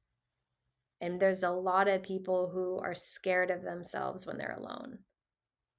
But to me, and that's where like coaching and people that understand this work, we hold this space so that you're not alone, and we also know the way in and out, and we know, like, if you're getting, you want to be aware of traumas and certain things, and know when someone's going past that edge where they will hurt themselves. You need to reel them back in, and not to re-experience the events, but just to be observing them, knowing that you are still safe in a room and the thing is not actually still occurring. But like, again, it's just all perception. Like, life is the meaning that you attach to it. It's the way that you look at it. And life becomes more loving and fun and all the things when you pour more love and fun into it. Again, the role modeling, the being what you seek. And I hope that, if anything, what people take away today is that you are the power that you're seeking. And for those that already believe that and walk that, just hang out with them, like, be with them. Do your best to start where you can with them. Like, that's why one day, and hopefully this year, I'm doing my best to listen to Dad and my other mentors, like, slow down a little bit to speed up, make sure, like, I build a great solid foundation. It's not Hmm. about me getting there fast. It's about me making sure that the home that I'm building for the people that are going to be in that home, that it's safe. That's number one. The home is already built. It's done. And as the builder of it, to be very diligent about that. And in time, I will have a, like, YouTube channel and doing more podcasting and things like that, so that people who can't coach with me, because like my fees go up every year, like all the time, like, because I get better at what I do, and I also have then a lot of clients, and I only have so much time. And I also, money is an energy that fuels the mission, and it's what spreads it, it's what supports it, it's what builds it. And so I want people to know too, like, you'll always have access to me. You might not be able to be a one-on-one coach, but you'll have access. And like, find your mentor, find the person that you just resonate with, and lean in. You don't have to know why you resonate, but, or you hear something, you see something, like, follow it. And then that mentor might lead to another one, like, whatever. But like, trust yourself. You're the power that you're seeking, but still find people who are living it more, um, like, just experienced, so that you can learn, uh, whatever it is that you need to learn, like, really. And um just keep stepping. And something I tell my clients all the time is, like, every step illuminates the path. So it's like, if you're in the dark and you feel like you're isolated or whatever it is, that's okay. Again, find that light, and imagine it's like Avatar, and when you step, the ground lights up, and you step and the ground lights up. And it's like, be willing to step even though you can't see, but when it lands, you'll see. And then you start walking with a different confidence, and now you can be in the dark, you can be in isolation. I love being by myself. Today, what did I do? I had someone hold the space for me, and I went deep into me, all the way back to 2 years old, 6 years old, 5 years old, 7 years, like, you know to go in and re-look at things and find the threads and, like, all of that, to then get to my next level of compassion and understanding. Because when you understand it, you're free from it. And now, again, it's your buddy that, like, and it's usually always a misunderstanding that you thought something was against you, but it was always for you. And then you can fall in love with life more, because you're like, wow, it's like literally holding me. And then it takes the pressure off because you're like, oh, I don't have to do everything. Something else, even if I can't see it, is guiding me. And it doesn't have to be like an entity. It literally could just be life itself, like, or like space. But like, we're good. Like, check in right now. You're listening to this podcast. Like, you're in your seat. Take a breath. Life is the breath. First thing you do is you breathe in when you're born and you exhale when you die. Like, everything in between is life. Like, you are the life, you are the breath. And just like right now, check in and just notice, like, are you okay right now? Can you feel like life just holding you and it's okay? You'll be okay. And the more you practice that, you build a safety from within. And that ties back into the core. And no matter what's occurring, you'll know how to navigate it.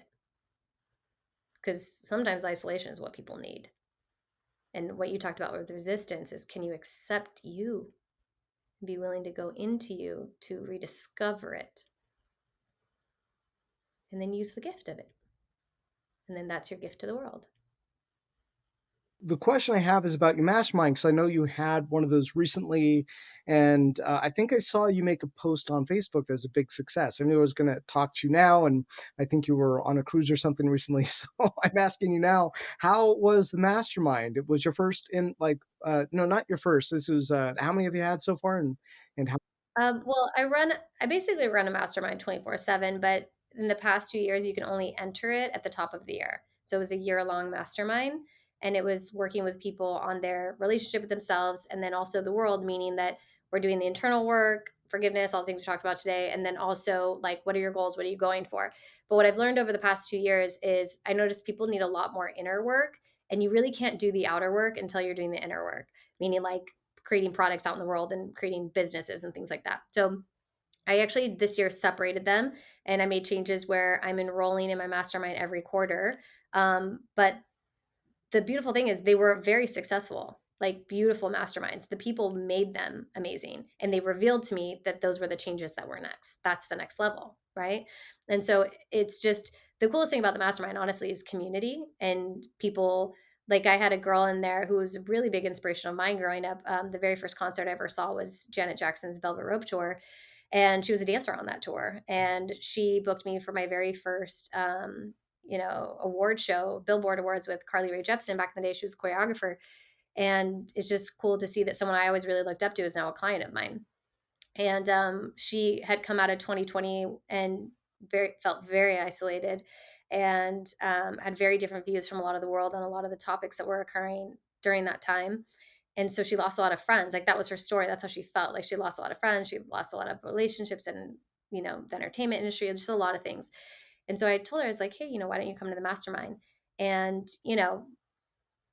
she found friends. She gained people who accepted her, and she also learned how to accept others because in our mastermind, we have different, sexual preferences, we have different political views, we have different views on like human rights, like just like everything. Like everybody has different views.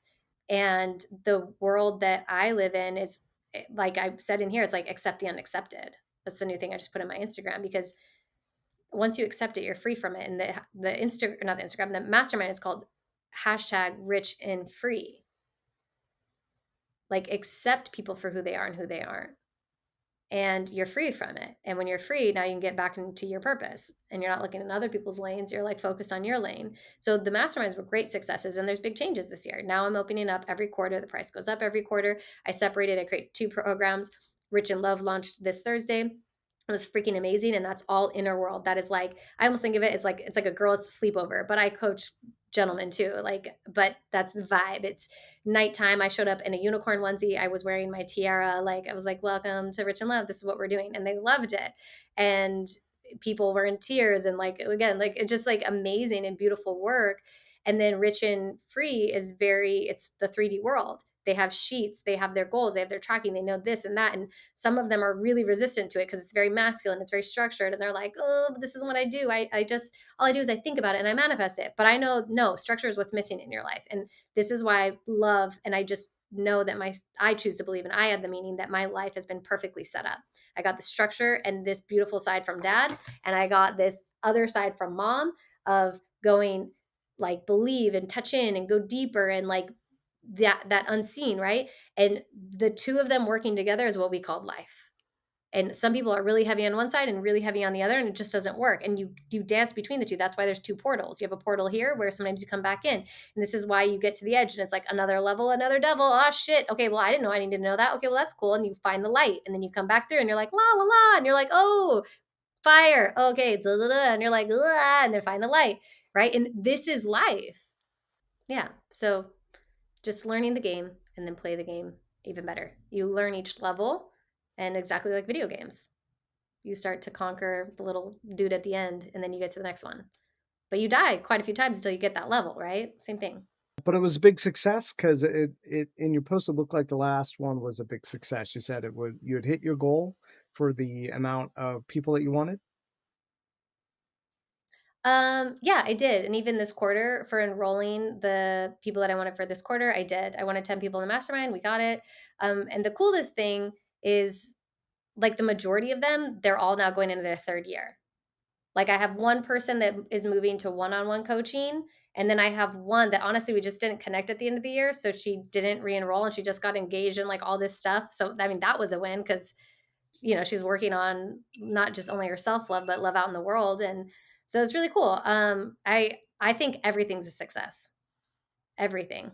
I don't even believe in not success. All right, I can go with that. Um, and so what's it feel like to be on this journey after having, been a dancer for so long and to have your, because I know this has been a dream for you for a while to have your coaching business. And it seems to me like, it's really, it's still early, but like it's kind of like, lifting off. And there's all this, there's all this success that you're now having in your coaching business. And for me, it just looks like you're really still just in the beginning of it becoming bigger. And, definitely the results that people are getting from your coaching business sounds just, amazing. And, marriages and getting agents. And I think you've shared some other things. Like I think one of your, at least maybe a couple of your people are big influencers as well, who are in your coaching business. So what's that like having been on this journey looking back? Well, as far as like with the clients and being a coach, like it's just so rewarding and it's the biggest honor. Like these people are letting you into their life and sharing so much with you and like their dreams, and they trust you with like the thing that's most precious to them. Like that, it feels like such an honor, and it's so rewarding. And you know that because you helped those people with their relationship and it changed their life. Like it's saving lives in some ways. There's nothing that can beat that. And then when I look at the overall journey, how it feels is like I'm so grateful because everything has built me to be who I am and where I am today. And every challenge like built me, and everything that I just did, like all of it adds value and all of it makes so much sense to me. And I know it's like I know where I'm going and I don't at the same time. But, like, I know, even especially after today, I know everything is so, like, perfectly serving, and my only job is to keep seeing the truth of it.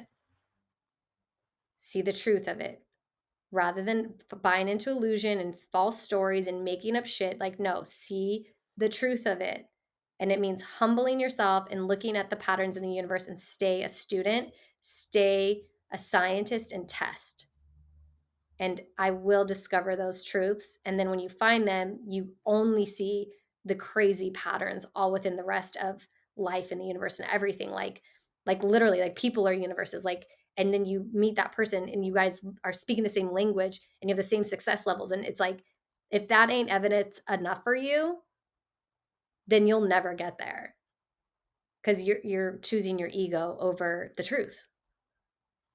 So it just feels like epic and safe.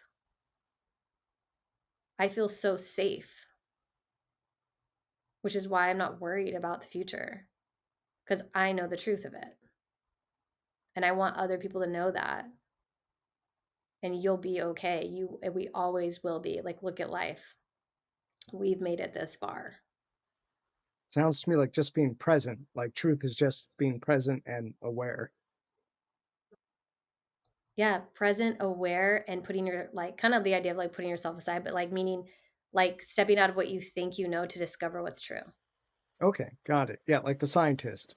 One of these days I'll ask you why, I Mm. don't know how you latched onto this scientist thing. I'm sure you probably need to be getting any moment.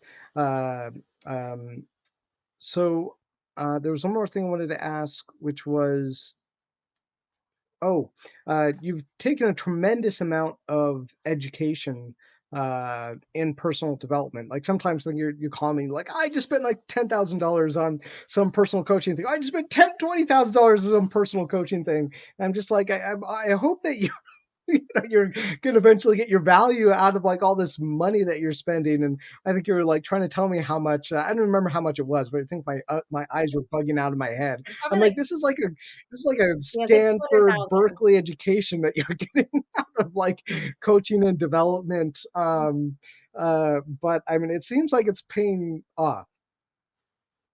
Well, look at my life, like look at my perception. It's 100% paid off. Far beyond what a dollar can't even capture it. I'm free. I have peace. I have power. I have purpose. I have conviction. I have faith. I have determination. I have fire. I literally help so many people. I changed like the number one thing people say to me all the time is like, Lizzy, you just changed my life so much. That's priceless. It goes so far beyond. And yeah, I'm making money. And it's like, it's so worth it. Just depends on what you want to do. You put your money where your values are. What do you value? What do you want? Do you want hair and nails and all that? Cute. Go. If you value that. I don't value that. I literally have dyed my own hair for like literally 20 years now, or whatever it is. Although I did actually just pay one of the 49er girls who's now a Pro Bowl cheerleader. And I was like, girl, you're going to get Pro Bowl cheerleader. And she did. Um, but I actually did pay her like $200 recently to kind of start bringing like darker in. But, um, again, yeah, it's paid off. And I put my money where I value. And I value living a rich and free life. And I have a rich and free life. And I will only get richer and I will only get freer. And I value love and I will only have more love. And like when they say that education is the greatest thing you can ever invest into, it 100% is. And it's beyond education how you traditionally think about it. How educated are you on yourself? Do you know your values? Do you know your priorities? Do you know, because again, are you willing to sit with you? How much time do you spend in isolation? Ask that person on the street, what are your top 5 values? They won't know, most likely. Those are your North Stars. Know them. If you need a mentor, find one or be willing to sit with yourself and you will find it because you are magical. You are a creator. You are good. You don't need us. You don't need coaches. You pay for coaches, honestly, just because you love it. You want to go faster. You want to be around their frequency. You have just a different mission. But pick up a book. Start where you can. Start with the podcast. Start with a book. Start with a quote. Start with a prayer. Start with a thought. Like it doesn't matter, but you start. And it will pay off. Reading the book, investing an hour, 2 hours, 3 hours a day, investing 20 hours if that's how long it takes you to finish a book. People be like, oh, was it worth the 20 hours? Yeah, it was. Because it's like Viktor Frankl. I think of him in the, concentration camps. His mindset, man's search for meaning, finding purpose, like his mindset. He said everyone that survived, it's because they like chose to. The ones he said you could see, you knew they were going to die because they already gave up. Like how much of a blessing is that we even get to have that contrast and to see it and to have someone come out and share it. Like that book can change your life. Go spend $15 and buy the damn book. Tony Robbins knows shit I don't know. Brendon Burchard knows things I don't know. I have coaches that I've paid $14,000 for that will live in my head till the day that I die. Thank God. Was that worth $14,000 that I now navigate relationships differently and like my life is different? Yes. Worth it. Would do it again.